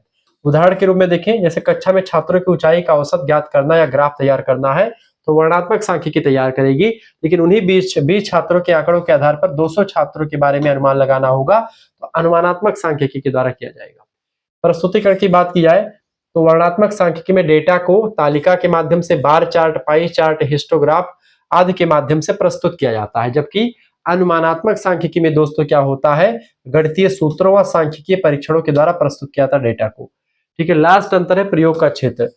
ठीक है। वर्णनात्मक सांख्यिकी का प्रयोग का क्षेत्र शिक्षा, व्यापार, उद्योग, कृषि आदि में वर्णन करने हेतु किया जाता है, जबकि अनुमानात्मक सांख्यिकी का जो विषय क्षेत्र है, प्रयोग का क्षेत्र है, वो शोध, रिसर्च में, निर्णय लेने में, पूर्व अनुमान लगाने में, किसी चीज का योजना के निर्माण में, इन सभी में उपयोग किया जाता है। इस तरीके से दोनों के बीच में मैंने अंतर बता दिया। वर्णनात्मक सांख्यिकी दोस्तों हमें आंकड़ों को समझने और प्रस्तुत करने में सहायता करती है, जबकि अनुमानात्मक सांख्यिकी हमें उन आंकड़ों के आधार पर निर्णय लेने और भविष्यवाणी करने तथा समानवीकरण नियम बनाने में सहायता करती है। दोनों का संयुक्त रूप से सांख्यिकी को पूर्णता प्रदान करती है। सांख्यिकी तभी पूर्ण मानी जाएगी जब दोनों का प्रयोग किया जाएगा। ठीक है। ये बात आप ध्यान रखेंगे। अब सांख्यिकी में प्रयुक्त प्रतीक जो कुछ होते हैं, कुछ सिंबल है, उन सिंबल के बारे में आपको समझना है, उसके बारे में मैं आपको बता रहा हूं। देखें, तो सांख्यिकी में विभिन्न प्रकार के आंकड़ों की गणना, विश्लेषण तथा प्रस्तुतिकरण को सरल और संक्षिप्त बनाने के लिए कई प्रतीकों का प्रयोग किया जाता है। प्रतीक छोटी आकृति में बड़ी बात कहने में का कार्य करते हैं। ठीक है, ये बात आप ध्यान रखेंगे। अब इन चीजों को हम आपको बताने का प्रयास करते हैं। प्रतीकों का महत्व होता है कि गणना को सरल बनाते हैं, समय की इससे बचत होती है, स्पष्ट अभिव्यक्ति होती है और अध्ययन में सुविधा होती है। अब पहला आपको दिख रहा होगा यहाँ पर पहला, ठीक है, पहला क्या है दोस्तों? पहला है आपका यन। यन का मतलब क्या होता है यहाँ पर समझने का प्रयास कीजिए आप। देखिए, यन को दोस्तों पॉपुलेशन साइज कहते हैं। यन का प्रयोग, कैपिटल यन का प्रयोग संपूर्ण जनसंख्या की कुल संख्या को दर्शाने के लिए यन का प्रयोग करते हैं। उदाहरण के लिए, जैसे यदि किसी नगर में कुल जनसंख्या 50,000 लोग वहां पर रहते हैं, तो वहां पर हम इतना लंबा नहीं लिखेंगे कि इस नगर में 50,000 लोग रहते हैं, वहां पर हम यन बराबर 50,000 डायरेक्ट लिख देते हैं। यानी कैपिटल यन जो होता है किसी शहर की कुल जनसंख्या को बताता है, यन जो होता है टोटल पॉपुलेशन को बताता है। ठीक है, दूसरा होता है स्मॉल यन। ठीक है, सैंपल साइज की अगर बात, स्मॉल यन की अगर बात की जाए तो इसका प्रयोग नमूना यानी सैंपल की कुल संख्या को प्रदर्शित करने के लिए किया जाता है। उदाहरण के रूप में स्मॉल यन का प्रयोग सांख्यिकी में किसके लिए किया जाता है? यदि 50,000 लोगों में से 500 लोगों का अध्ययन किया गया है, तो हम ये बताएंगे कि 500 लोग, यन बराबर 500 लोग, यानी कि ये एक सैंपल है। जैसे मैंने दूध का बताया था कि एक बाल्टी दूध है, तो एक बाल्टी दूध के लिए कैपिटल यन आएगा, और एक सैंपल डिब्बी छोटे से दूध के लिए उसी से निकाल करके उसी का रिसर्च किया गया है, तो स्मॉल यन हो जाएगा। समझ में आई बात? यानी कि आप 50,000 विद्यार्थियों के हिसाब से ही देख लीजिए। ठीक है, तो ये कैपिटल यन 50,000 विद्यार्थी उस नगर में है। अब उस 50,000 लोगों का अध्ययन करना है, लेकिन उनमें से 500 लोगों का ही हम अध्ययन किया, और इसी 500 लोगों के आधार पर इन 50,000 लोगों की व्याख्या हमको करनी है। तो कैपिटल यन जो होता है वो संपूर्ण के बताता है, और सैंपल साइज बताता है आपका स्मॉल यन। स्मॉल यन हमेशा कैपिटल यन से छोटा होता है, ये बात आप ध्यान रखिए। अब तीसरा सिंबल है आपका प्रतीक सिग्मा। सिग्मा का चिन्ह ऐसे बनता है, देखिए, सिग्मा यूनानी अक्षर है जिसका अर्थ होता है योग करना। ठीक है, किसी समूह के सभी मानों को जोड़ने के लिए सिग्मा का प्रयोग किया जाता है। जैसे कि यदि अंक आपको दिया है 10, 20, 30, 40, तो इस 10, 20, 40 को इकट्ठा लिखने के लिए सिग्मा एक्स का प्रयोग करते हैं। सिग्मा एक्स में 10, 20, 30, 40 सभी को जोड़ करके यहाँ पर 100, सिग्मा एक्स बराबर हम 100 डायरेक्ट, यानी कि 10, 20, 40, 10, 20, 30, 40 इकट्ठा लिखने से अच्छा है सिग्मा एक्स बराबर हम 100 लिख सकते हैं। सिग्मा का उपयोग माध्य निकालने में सबसे अधिक मात्रा में किया जाता है। ठीक है, सॉरी, जब भी हम समांतर माध्य निकालते हैं तो सिग्मा का प्रयोग करते हैं। अब चौथी आवृत्ति, चौथा जो है इसमें देख लीजिए प्रतीक चिन्ह, चौथा आपका है एक्स, कैपिटल एक्स, चर या स्कोर इसको कहते हैं। एक्स किसी भी प्राप्तांक मान या स्कोर को प्रदर्शित करता है। जैसे विद्यार्थी के अंक मान लेते 75 है, तो एक्स बराबर 75 माना एक्स। सांख्यिकी में प्रत्येक व्यक्तिगत मान को एक्स के द्वारा दर्शाया जाता है। ठीक है, अगला है आपका एक्स बार, एक्स मार्ड जिसको आप कह सकते हैं, एक्स बार कहा जाता है इसको। अंक गणितीय माध्य अर्थमेटिक मीन को प्रदर्शित करता है। ये इसका सूत्र होता है, यानी कि जो है एक्स बार बराबर होता है सिग्मा एक्स बटे यन, यानी माध्य को दिखाता है। माध्य सांख्यिकी का सबसे महत्वपूर्ण माप होता है। जैसे मान लेते हैं यहाँ पर आपको माध्य निकालना है, माध्य का सूत्र क्या होता है? समानांतर माध्य बराबर सिग्मा एक्स अपान यन, यानी कि संख्याओं का कुल जोड़ कुल संख्याओं का योग। तबीयत थोड़ी सी मेरी खराब है दोस्तों, माफ कीजिएगा। तो कुल संख्याओं का योग बटे कुल संख्या आपका सूत्र होता है माध्य का। माध्य बराबर क्या होता है? माध्य बराबर होता है कुल संख्या बटे, माध्य का सूत्र होता है संख्याओं का कुल योग बटे कुल संख्या। ऐसे मान लेते हैं कोई संख्या दी गई है, आपसे प्रश्न पूछेगा ये संख्या दी गई 40, 50, 60, 70, 80 इतनी दी गई है। पूछा गया दी गई श्रृंखला का समानांतर माध्य ज्ञात कीजिए। तो इसका माध्य ज्ञात करने के लिए सूत्र रखेंगे सिग्मा एक्स अपान यन। सिग्मा एक्स का मतलब होता है दोस्तों संख्याओं का कुल योग। अब सभी संख्याओं को हम जोड़ देते हैं, 40, 50, 60, 70, 80 को जोड़ देते हैं, जोड़ा 300 आया। ठीक है, अब यन, कैपिटल यन क्या मान क्या होता है दोस्तों? कैपिटल यन संपूर्ण संख्या को दिखाता है। कितनी संख्या है? 1, 2, 3, 4, 5, 5 संख्याएं हैं, और सभी को जोड़ दिया कितना हुआ? 300, यानी 300 हुआ सिग्मा एक्स। और यन कितना हुआ आपका? 3, मतलब यन कितना हुआ दोस्तों? 5 हुआ। यानी 300 बटे 5 करेंगे, 5 करने 5, 5 छको 30, यानी कि 60। आपका माध्य कितना निकला? 60 निकला। तो माध्य सांख्यिकी का सबसे महत्वपूर्ण माप होता है। तो इसी दी गई श्रृंखला का माप क्या होगा, 60 होगा। यहाँ पर कुल संख्याओं का योग बटे कुल संख्याओं का योग 300 आया। कुल संख्या कितनी, एक संख्या, दो संख्या, तीन संख्या, चार संख्या, पांच संख्या, 5 से भाग दे दिया, 6 पंचे 30, आपका क्या आ गया, ठीक है, 5 6 30 यानी 60 आ गया। इस तरीके से 60 आपका निकला क्या, माध्य इस श्रृंखला का, ये होता है। अगला आप देखिए एफ आवृत्ति को दिखाता है। एफ का प्रयोग आवृत्ति यानी फ्रीक्वेंसी के लिए प्रयोग किया जाता है। यह बताता है कि कोई मान कितनी बार आया है, ठीक है। जैसे एक्स यहाँ पर 10 है, 20 है, 30 है, 10 कितनी बार है, आवृत्ति इसकी 10 2 बार आया है, 20 5 बार आया है, 30 3 बार आया है। तो ये आपको दिखाता है आवृत्ति, यानी एफ का मतलब क्या, आवृत्ति यानी कोई भी चीज कितनी बार आया है। यहाँ पर 20 5 बार आए हैं, 20 कितनी बार, 5 बार आया है, यानी यह बराबर यहाँ पर 5 हो जाएगा, फ्रीक्वेंसी यहाँ पर ये निकल गया, ठीक है। इस तरीके से आप यहाँ पर चीजों को निकाल सकते हैं। तो वर्णनात्मक सांख्यिकी और अनुमानात्मक सांख्यिकी में अंतर तो आपका मैंने आपको बता ही दिया था, ठीक है। यहाँ पर आप देख लीजिए कि पूरा का पूरा यहाँ पर क्लियर आपका दिख दिया है। तो यहाँ पर आप चीजों को यहाँ पर समझ लीजिए। क्राफ्टन और काउडन का सांख्यिकी प्रत्येक जटिल आंकड़ों को सरल और संक्षिप्त रूप से प्रस्तुत करने का माध्यम है। केंडल कहते हैं कि सांख्यिकी प्रतीक गणनाओं की शुद्धता एवं स्पष्टता को बढ़ाने में मदद करती है। यहाँ पर सांख्यिकी के लिए प्रतीक मैंने कुछ आपको बता दिए हैं, वही चीज प्रतीक। अच्छा, कुछ प्रतीक और देख लीजिए। प्रतीक दूसरा, अब देखें, जैसे यफ होता है कैपिटल एस, सापेक्ष आवृत्ति कहते हैं इसको। यफ का प्रयोग सापेक्ष आवृत्ति के लिए किया जाता है। यह कुल आवृत्ति का अनुपात होता है। कुल आवृत्ति मतलब कि ये आपका देखिए दोस्तों, एक चैप्टर में मतलब कि यूनिट नंबर 1 के सभी चैप्टर्स को मैं समझा रहा हूं इसी वीडियो में। कैपिटल एफ बराबर होता है यानी कि स्मॉल एफ यानी आवृत्ति बटे कुल संख्या, ठीक है। यानी यदि किसी कक्षा में किसी विशेष अंक की आवृत्ति कितनी है, 15 है, तो 15 है किसी विशेष अंक की आवृत्ति, और कुल विद्यार्थी कितनी है, 60 है, तो 15 बटे आपका कितना हो जाएगा, यह बराबर आपका 15 है, इन बराबर 60 है, गुणा कर लीजिए, यह बराबर कितना हो जाएगा, निकाल लीजिए, 15 बटे 60, 15 का 15, 15 चौके 60, 1/4 भाग देंगे तो 25 यानी 0.25, बिल्कुल सही आपका आ गया। यानी यहाँ पर सीधे सीधे की बात दी गई, कैपिटल एक सापेक्ष आवृत्ति होता है। सापेक्ष आवृत्ति निकालने के लिए जो आवृत्ति होती है उससे कुल विद्यार्थियों की संख्या से भाग देते हैं। मान लेते किसी विशेष अंक की आवृत्ति 15 है तो कुल विद्यार्थी 60 है, तो 60 बटे 15, 15 बटे 60 कर देंगे, आपका निकल गया। 15 एफ है आपका, स्मॉल एफ जो कि आवृत्ति को दिखाता है, और कैपिटल एन कुल संख्या को दिखाता है, ठीक है। 8वां आप देखेंगे प्रतिशत। ये चिन्ह किसका है, प्रतिशत का चिन्ह है। प्रतिशत का प्रयोग किसी आंकड़े को 100 में से कितना दर्शाने के लिए किया जाता है। जैसे प्रतिशत बराबर होता है भाग बटे कुल गुणे 100, यानी यदि 80 विद्यार्थियों में से 20 विद्यार्थी अनुत्तीर्ण हुए हैं तो भाग यहाँ पर क्या हो जाएगा 20, और कुल विद्यार्थी कितने हो जाएगा 80, यानी कि कितना, यदि 80 में से 20 विद्यार्थी, यानी 20 में से कितने, कुल कितना है 80 विद्यार्थी हैं, 80 में से 20 विद्यार्थी मतलब उत्तीर्ण हुए हैं।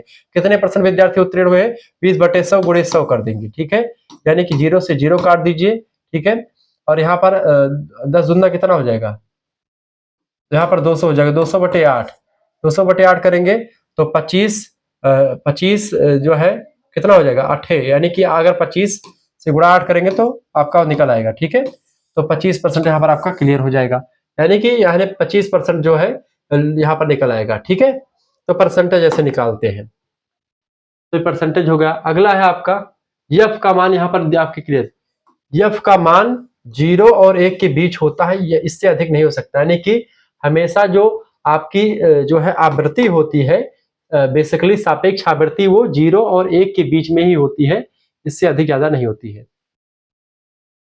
9वां आपका होता है दोस्तों डी। डी मतलब क्या होता है, डी का प्रयोग दो मानों के अंतर डिफरेंस को दर्शाने के लिए किया जाता है। जैसे डी बराबर x1 माइनस x2, जैसे यदि एक विद्यार्थी के दो परीक्षणों में अंक 72 और 58 प्राप्त हुए हैं, ठीक है, उसकी 2 बार टेस्ट लिया गया एक ही विद्यार्थी का, और पहली बार उसका 72 अंक आया, दूसरी बार 58 अंक आया। x1 बराबर 72, x2 बराबर 58, तो डी बराबर क्या हो जाएगा 72 माइनस 58, 14 उसका डी निकल आएगा डिफरेंशिएट, ठीक है। डी धनात्मक और ऋणात्मक दोनों हो सकता है, क्योंकि कभी x1 मान लेते ये हो, कभी मान लेते x1 58 होता, x2 72 होता, तो माइनस में 14 आता, ठीक है। ये बात ध्यान रखेंगे, क्लियर। 10वां है आपका sigma F D. Sigma F D क्या है दोस्तों, एफ आपका फ्रीक्वेंसी होता है और स्मॉल डी अंतर होता है, यानी यहाँ पर संपृक्ति आवृत्ति गुणे अंतर, ठीक है। सिग्मा एफ डी का प्रयोग किसी वितरण में आवृत्ति और अंतर के गुणनफल के योग के लिए किया जाता है। निम्न तालिका में सिग्मा एफ डी ज्ञात कीजिए। देखिए तालिकांतर दिया गया -2 -2 मतलब ये सॉरी -2 -1 0 1 2 ये अंतर है, डी लिखा गया। आवृत्ति 3 5 10 7 8 है, तो एफ डी कितना हो जाएगा, एफ डी दोस्तों कितना हो जाएगा, 3 दूनी 6 -6 यानी गुणा कर देंगे, ठीक है, ये गुणा 5 -5, ठीक है, गुणा कर देंगे 0, गुणा कर देंगे इसमें 7, गुणा कर देंगे 5 दूनी 10, ठीक है। अब यहाँ पर इतना निकल आया, अब एफ डी को इसमें जोड़ दीजिए, अब -6 -5 ये सब आपका जोड़ करके कितना आएगा, सिग्मा एफ जेड जी कितना आएगा, 6 आएगा। कैसे 6 आया वो दोस्तों, सिग्मा एफ डी कितना है, पूरा जोड़ दीजिए इसको, -6 -5 कितना हो जाएगा, -11, -11 और जो है यहाँ पर 17 प्लस का है, 17 में से 11 घट जाएंगे, कितना बचेगा दोस्तों, 17 में से 11 घट जाएगा, 6 बचेगा, तो यहाँ पर 6 आ गया, सिग्मा एफ डी कितना आ गया, 6 आ गया। तो इस तरीके से निकालते हैं सिग्मा एफ डी, ठीक है। ये सब चीजें ध्यान रखेंगे, परीक्षा के लिए बहुत महत्वपूर्ण है। अब 11 नंबर आप देखेंगे, इन चीजों के माध्यम से आपका सवाल भी हल हो रहा है, तो बहुत ही बारीकी के साथ आप समझ पा रहे हैं। संचयी आवृत्ति, देखिए सीएफ का मतलब क्या, तो सीएफ का प्रयोग संचयी आवृत्ति के लिए किया जाता है, यह पूर्ववर्ती आवृत्तियों के योग को दर्शाती है, ठीक है। जैसे अब इसमें संचयी आवृत्ति क्या, सीएफ क्या है, अंक वर्ग आपका मान लेते दिया है, सीएफ ज्ञात करना, यहाँ पे सीएफ कैसे ज्ञात करेंगे दोस्तों, देखिए अंक वर्ग दिया है 0 से 10, 10 से 20, 20 से 30, 30 से 40, 40 से 50। अब सीएफ पूछा गया है, संचयी आवृत्ति आपसे पूछी गई है, ठीक है। अब आवृत्ति दी गई है 4, 6, 8, 10 और 7। अब संचयी आवृत्ति कैसे निकली, यहाँ पर आप यहाँ पर देखें, संचयी आवृत्ति निकालने के लिए दोस्तों यहाँ पर संचयी आवृत्ति हमेशा बढ़ती रहती है, ये बात आप ध्यान रखिए, कैसे बढ़ती है। अब यहाँ पर देखने योग्य बात यह देखिए, 0 से 10 के मतलब 0 से 10 4 बार आवृत्ति है, तो यहाँ पर 4 लिख दिया गया, ठीक है। अब 4 और 6 आपस में जुड़ जाएंगे, फिर 10 हो जाएगा, ठीक है। 8 और 10 जुड़ करके 18 हो जाएगा आपका, 10 और 18 जुड़ करके 28 आ जाएगा इस लाइन में, और 7 और 28 जुड़ करके 35 आ जाएगा। इस तरीके से आपका संचयी आवृत्ति निकलती रहती है, यानी कि ये संचयी आवृत्ति के लिए किया जाता है, यह पूर्ववर्ती आवृत्तियों के योग को दर्शाते, पूर्ववर्ती आवृत्ति जैसे 4 की आवृत्ति पहले की 4 ही होगी, ठीक है, संचयी आवृत्ति। फिर इसके बाद में आपका खेला शुरू होता है, खेला ये है, इसे दूसरी आवृत्ति 6 है और पहली यहाँ पर 4 है, तो 6 और 4 को जोड़ दिया 10 आ गया, ठीक है। अब यहाँ पर 4 6 इसकी 10 हो गया, सीएफ 10 हो गया। अब सीएफ क्या हो जाएगा, यहाँ पर एफ 8 है और यहाँ पर 10 है, 10 और 8 को पूर्ववर्ती आवृत्ति को जोड़ देते हैं, 18 हो जाएगा, फिर 10 ऐसे आपको जोड़ता हुआ निकल जाएगा। अब यहाँ पर आपका 12 देखिए, एमडी या मीन माध्यिका क्या होती है, मी या एमडी माध्यिका को प्रदर्शित करती है, जो वितरण का माध्यिक मान होता है उसी को कहते हैं, मध्यमान को मध्यांक कहते हैं, इसी को माध्यिका कहते हैं। अब यहाँ पर माध्यिका निकालने का सूत्र यहाँ पर आप देख लीजिए, थोड़ा सा इसको समझने का प्रयास कीजिए। इसका सूत्र होता है n/1 + 2वां पद, ठीक है। अब देखिए वितरण दिया गया आपका मान लेते हैं 12, 15, 18, 20, 24, 28, 30, ये आपको श्रृंखला दी गई है। हालांकि ऐसी आपको श्रृंखला दी नहीं जाएगी, वहां पर दोस्तों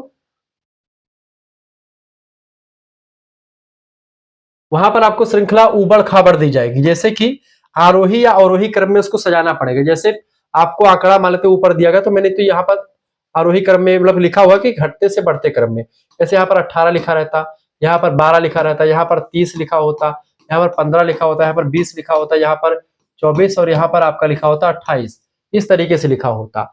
अब इसमें देखें सबसे छोटा अंक कौन सा है, 12, हमने 12 लिख लिया, फिर उससे छोटा कौन सा है, 15 लिख लिया, सॉरी फिर उससे बड़ा 18, फिर उससे बड़ा देखेंगे 20 लिख लिया, फिर 24 लिख लिया, फिर 28 लिख लिया, फिर 30 लिख लिया। इस तरीके से हमने, तो ये उबड़ खाबड़ आपको दिया जाएगा आगे पीछे करके, इसको आपको आरोही क्रम में या अवरोही क्रम में आपको सजा लेना है।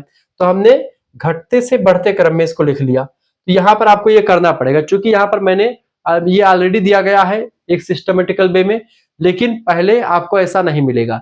तो सबसे पहले आपको उसको या तो घटते से बढ़ते क्रम में या बढ़ते से घटते क्रम में आपको सजा लेना है। अब यहाँ पर मैंने इसको सजा लिया।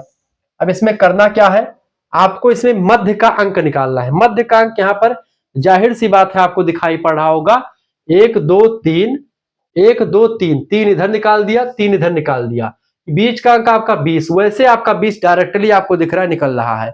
लेकिन ये 4 5 10 अंकों में तो आप आसानी से निकाल पाएंगे दोस्तों, लेकिन जब श्रृंखला बहुत लंबी दी होती है, ऐसी सिचुएशन में जब श्रृंखला बहुत लंबी दी होती है, ऐसे में हम संख्याओं को गिनते हैं 1 2 3 4 5 6 7, कितनी संख्या है? 7 है। यानी n का मान कितना हो जाएगा? ऊपर हमने समझा 7 हो गया n का मान। ठीक है, n का मान कितना है दोस्तों? 7 है, यानी 7 संख्याएं दी गई हैं। सूत्र क्या होता है माध्यिका का? माध्यिका का सूत्र होता है n+1/2वें पद का मान। n+1/2वें पद का मान। n कितना है? 7 है। 7 में हमने जोड़ दिया, 7 लिख दिया, प्लस में 1 सूत्र से आ जाएगा, 2 आपका सूत्र से ही है। n+1 यानी कि 7 संख्या में 1 जोड़ दिया, 8 हो जाएगा। 8/2 दोस्तों, 2 1 2, 2 चौको 8, कितना आ गया? 4वें पद का मान, चौथे पद का मान। किस श्रृंखला में? जो आपने घटते से बढ़ते क्रम में आपने लिखा हुआ, चाहे बढ़ते से घटते क्रम में। इधर से जोड़ोगे चौथा पद, पहला दूसरा तीसरा चौथा, तब भी 20 आएगा। इधर से जोड़ोगे चौथा पद, पहला दूसरा तीसरा चौथा, तब भी 20 आएगा। यानी कि यहां पर जो बीच का अंक होता है, एकदम से बीच का अंक, इसी को माध्यिका कहते हैं। इसी को माध्यिका कहो चाहे मध्य का अंक कहो, इसीलिए इसको मध्यांक या माध्यिका कहा जाता है। यमडी से इसको प्रदर्शित किया जाता है। इसका सूत्र जनरली होता है n+1/2वें पद का मान। और एक होता है माध्य। माध्य का सूत्र होता है सिग्मा x/n, यानी कि सिग्मा x माने जैसे कुल संख्या दी गई है, इस सभी संख्याओं का योग बटे कुल संख्या। संख्याओं को जोड़ देंगे, 15 12 18 20 28 30 को सभी को जोड़ करके जितना आपका योगफल आएगा उसको लिख देंगे, मान लेते जो भी आया हो। और n कितनी संख्या? 7, 7 नीचे हो जाएगा, भाग दे देंगे। जो संख्या मान लेते हैं यहां पर 49 प्राप्त हुआ, 1 मिनट के लिए 49 प्राप्त हुआ या 98 प्राप्त हुआ मान लेते हैं, 7 1 7, ठीक है। और यहाँ पर कितना 28, 7 के 7 चौक 28, 7 चौक 28, तो यहाँ पर 14 आ जाएगा। मतलब एक उदाहरण के रूप में बताया, इसका जोड़कर आपका 98 नहीं होगा, लेकिन मैंने एक उदाहरण के रूप में आपको समझाया। तो यहाँ पर आपका 14 माध्य निकलेगा। एक सिंपल सी बात देखते हैं, ठीक है। तो ये चीजें आपको यहाँ पर समझनी होगी। या वैसे आप इसको जोड़ करके अगर भी देखना चाहे तो आप जोड़ सकते हैं। 8 4 12, 12 और 8 कितना होता है? 20, 20 और 5 25, 25 और 2 कितना होता है? 25 और 2 कितना होता है दोस्तों? 27, 27 के 7 हासिल है 2, 1 2 3 4 5 6 7 8 9, 9 और 3 कितना होता है? 12, 12 और 2 कितना होता है? 12 और 2 14, 147, 147 में 7 से भाग दे दीजिए, 7 1 7, 7 दूनी 14, फिर 7 1 यानी 21। यहाँ पर कितना आ जाएगा? 21 आ जाएगा। मैंने वही गुणा के, मैंने सोचा था कि भाई वही चीज आएगा, क्योंकि 49 वहां पर मैंने 49 का दुगुना कर दिया था 98, और एक और बढ़ा देते तो 21 हो जाता, 14 आ जाता, जाहिर सी बात है। तो 21 आपका यहाँ पर माध्य निकलेगा, और यहाँ पर चौथा पद यानी 20 इसका माध्यिका निकलेगा इस श्रृंखला का। तो माध्य और माध्यिका को लेकर के बहुत ज्यादा कंफ्यूजन था आपका, जो मैंने इस वीडियो के माध्यम से कंफर्म कर दिया। कम से कम 20 नंबर का क्वेश्चन आपका माध्य से और 20 नंबर का क्वेश्चन माध्यिका से पूछाता है। अगर आपने माध्य, माध्यिका और बहुलक को समझ लिया तो आप समझिए कि आपने पूरा काम कर दिया। अब यहाँ पर बहुलक एक शब्द आपका आ गया। बहुलक का हुआ भैया, जैसे मान लेते एक श्रृंखला है, यहाँ पर 4 हमने दे दिया, 2 3 4 2 3 5 2 8 9 2 11 2। दी गई श्रृंखला में बहुलक ज्ञात कीजिए। आपसे इससे प्रश्न पूछेगा, दी गई श्रृंखला में बहुलक ज्ञात कीजिए। बहुलक कैसे ज्ञात करेंगे? बहुलक, बहुलक, बहुलक माने मोड, अंग्रेजी में कहते हैं इसको, MODE मोड कहते हैं। इसका मतलब है कि श्रृंखला में जो शब्द सबसे अधिक बार आता है उस श्रृंखला का बहुलक वही होता है। यानी कि इस श्रृंखला में देखो 4 शब्द जो है, 1 और 2, केवल 2 बार 4 आया हुआ है, यानी ये बहुलक नहीं होगा। 2 देखिए, 2 1 बार आया हुआ है, दूसरी बार, तीसरी बार, चौथी बार और 5वीं बार, यानी दी गई श्रृंखला में 5 बार 2 आया है। यानी कि दी गई श्रृंखला का बहुलक कितना हो जाएगा? दी गई श्रृंखला का बहुलक 2 हो जाएगा। ठीक है। इस श्रृंखला में बहुलक कौन है? बहुल अंक, बहुल अंक, बहुल माने ज्यादा, अंक माने अंक। इसमें बहुल अंक कौन से? बहुल अंक आपका 2 बहुल अंक है, यानी कई बार आया हुआ है, तो बहुलक वो होता है। माध्यिका निकालेंगे तो कितना हो जाएगा? n+1/2वें पद का मान, यानी कि n कितना है?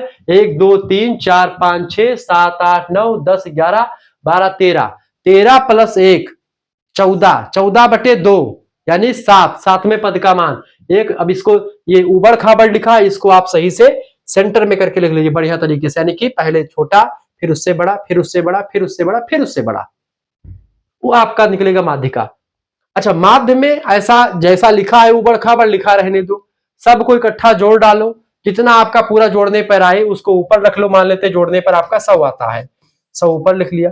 जितना भी संख्या, कितनी संख्या है उनसे भाग दे दो, जो निकले वही आपका माध्य हो जाएगा। तो माध्य, माध्यिका, बहुलक, इन तीनों से कम 30 से 40 नंबर के प्रश्न आते हैं परीक्षा में, आपको मैंने बता दिया। अब आपको कहीं पर भटकने की कोई जरूरत नहीं है। यहाँ पर आपके एक बार फिर से दिया गया है, कैपिटल एन संपूर्ण जनसंख्या को दिखाता है, स्मॉल एन नमूना को दिखाता है, सिग्मा योग को दिखाता है, कैपिटल एक्स व्यक्तिगत मान को दिखाता है, एक्स बार माध्य को दिखाता है, एफ स्मॉल आवृत्ति को, फ्रीक्वेंसी को, कैपिटल एस सापेक्ष आवृत्ति को दिखाता है। सापेक्ष आवृत्ति हमेशा 0 से 1 के बीच में होती है। परसेंटेज आपको ये दिखाता है। डी अंतर को दिखाता है। सिग्मा एफ डी आवृत्ति गुणे अंतर के योग को दिखाता है। सी एफ संचयी आवृत्ति होती है। एम डी यानी माध्यिका, ये माध्यिका, एम डी मानी माध्यिका। तो इन प्रतीकों की सहायता सांख्यिकी गणनाएं सरल और जो है व्यवस्थित बनी रहती हैं। तो आपने इन चीजों को समझा, बहुत ही बारीकी के साथ मैंने समझाया दोस्तों। अब आगे यहाँ पर और भी कुछ चीजें दी गई हैं, ये थोड़ा सा अपर लेवल के सवाल हैं। बहुलक, मानक विचलन, चतुर्थांक विचलन, प्रसरण, ठीक है, ये सब चीजें आपको दी गई हैं। इसको समझने, इसको भी समझा, चलो एक नॉर्मल तरीके से मैं समझा देता हूं, फिर क्वेश्चंस कंप्लीट करके, नहीं तो फिर दूसरी वीडियो आई थी, इसी में मैं कंप्लीट करवा दे रहा हूं, क्योंकि समय मेरे पास देखता हूं है कि नहीं है। समय तो नहीं दोस्तों, लेकिन फिर भी मैं इसको थोड़ा सा तीव्र गति से। तो बहुलक आपका क्लियर, देखिए बहुलक मॉड में देखें, वो तो मैंने बता दिया, निम्न आंकड़ों का बहुलक ज्ञात कीजिए। अब 10, 15, 20, 20, 25, 20, 10, 30, 15, 20। अब देखिए 20 4 बार आया, 20 मोड होगा, काम खत्म। बहुलक का प्रयोग सबसे अधिक आने वाले मान को ज्ञात करने के लिए किया जाता है। 16 एस डी मानक विचलन क्या है? किसी वितरण के मानों के फैलाव को मापता है मानक विचलन। एस डी को दोस्तों स्मॉल सिग्मा से प्रदर्शित करते हैं। स्मॉल सिग्मा बराबर होता है सिग्मा एक्स माइनस एक्स बार का स्क्वायर बटे कैपिटल एन, यानी कि एक्स क्या है, यहाँ प्रत्येक मान है, ये माध्य है, एन कुल संख्या है। यदि सिग्मा एक्स माइनस एक्स जो है यहाँ पर आपका 200 है और एन बराबर 50 है, तो एस डी कितना हो जाएगा? आप एस डी निकाल लीजिए, ठीक है, 200 बटे 50 यानी कुल मिलाकर के आपका 2 निकलेगा। आप इसको हल कर लीजिएगा, गणित तो आप जानते होंगे। एस डी शून्य के निकट हो तो वितरण अधिक समरूप होता है, ये चीज आप ध्यान रखेंगे। तो इस तरीके से आपका क्लियर हो गया। अब 14 नंबर यहाँ पर देखिए क्या होता है, Q1, Q2, Q3 चतुर्थांक विचलन। ये क्या होता है? चतुर्थक बोलते हैं इसको, Q1, Q2, Q3। दिए गए आंकड़ों को 4 बराबर भागों में बांटने वाले मानों को चतुर्थक कहा जाता है। जैसे Q1 प्रथम चतुर्थक है, निचला चतुर्थक, Q2 द्वितीय चतुर्थक है, मध्यम चतुर्थक है, Q3 तृतीय चतुर्थक है, ऊपरी चतुर्थक है। उदाहरण के रूप में जैसे आंकड़े 10, 20, 30, 40, 50, 60, 70, 80। n बराबर 8 है, यानी कि एक संख्या 2, 3, 4, 5, 6, 7, 8 संख्या है, स्मॉल n 8 हो गया, ठीक है, सम संख्या है। Q2 मध्यक, यहाँ पर 40 बटे 50 मध्यक संख्या हमने निकाल लिया, 3 इधर निकाल लिया, 3 इधर निकाल दिया, 40 और 50 को जोड़ करके हमने भाग दे दिया 2 से, 90 बटे 2 यानी 45 निकल के आया। Q1 क्या होता है? Q1 आपका होता है प्रथम चतुर्थक यानी निचला चतुर्थक। इसमें क्या हो जाएगा आपका निचला चतुर्थक यानी 20 और 30, ये होता है। 20 और 30 को जोड़ दिया दोस्तों, 2 से भाग दिया, 25 निकल आया, ठीक है। अब चतुर्थक विचलन में Q3 क्या, तृतीय चतुर्थक, ऊपरी चतुर्थक, यानी ऊपरी मतलब कि जो पहला होता है और लास्ट वाला होता है, ठीक है। तो पहला लास्ट बोला, ये वाला आपका 60 और 70 वाला, तो Q3 60 और 70 आपका हो जाएगा, 60 70 ही हो जाएगा। चतुर्थक विचलन आपका पहला और लास्ट वाला हो जाता है, ठीक है। इस तरीके से आपका हो जाता है, आप समझे? यानी आपका ये जो होता है बीच का Q1, ठीक है, Q2, Q3 जोड़ दे Q4, ठीक है, समझ में आई बात? तो इस तरीके से आपका ये निकल आता है। तो Q1 बराबर 25, Q2 बराबर 45 और Q3 बराबर 65। ऐसे आपको श्रृंखला दी जाती है और ऐसे आप आसानी से इसको निकाल पाते हैं। ध्यान दें Q2 सदैव मध्यक के बराबर होता है, यानी Q2 जो होता है वो मध्यक के बराबर होता है। मध्यक माने जो मध्य में आता है वो एक प्रकार से इसके यानी Q2 के बराबर, मध्यक जो होता है यानी बीच का इलाका हमेशा उसके बराबर होता है। 17 आप देखिएगा, 17 में आपका प्रसरण क्या होता है? प्रसरण दोस्तों बी को, जो कैपिटल बी, इसको प्रसरण कहा जाता है, ठीक है। मानक विचलन का वर्ग होता है ये, बी बराबर होता है सिग्मा स्मॉल सिग्मा का स्क्वायर। उदाहरण के लिए यानी एस डी, यानी जो आपका मानक विचलन है वो अगर 5 है तो आपका वो एक प्रकार से प्रसरण जो होगा उसका वर्ग हो जाएगा, 5 25। प्रसरण वितरण के फैलाव को मापने का एक अन्य तरीका भी होता है, वो आगे चल करके आप देखेंगे, हालांकि वो आपके लिए इंपॉर्टेंट उतना नहीं है, ये सब उतना आएगा नहीं, लेकिन एक आध में अगर पूछा आता तो आप आसानी से कर पाएंगे। आर देखिए, परास, आर को क्या कहते हैं? रेंज कहा जाता है। आर का प्रयोग किसी वितरण के परास को दर्शाने के लिए किया जाता है। आर बराबर उच्चतम मान माइनस निम्नतम मान, ठीक है, मान लेते हैं आंकड़ा दिया हुआ है 12, 18, 25, 30, 40, 55, 60। अब मान उच्चतम मान यहाँ पर कितना है, कितनी सबसे बड़ी संख्या कौन सी है, 60 है उच्चतम मान। निम्नतम मान कितना है, सबसे छोटी संख्या 12 है। 12 और में से मतलब 60 में से 12 घटा दीजिए, जो निकलेगा आपका वही आपका परास यानी रेंज हो जाएगा। यानी 60 में से 12 घटा 48 आया, तो आर बराबर यहाँ पर 48 हो गया। क्लियर है।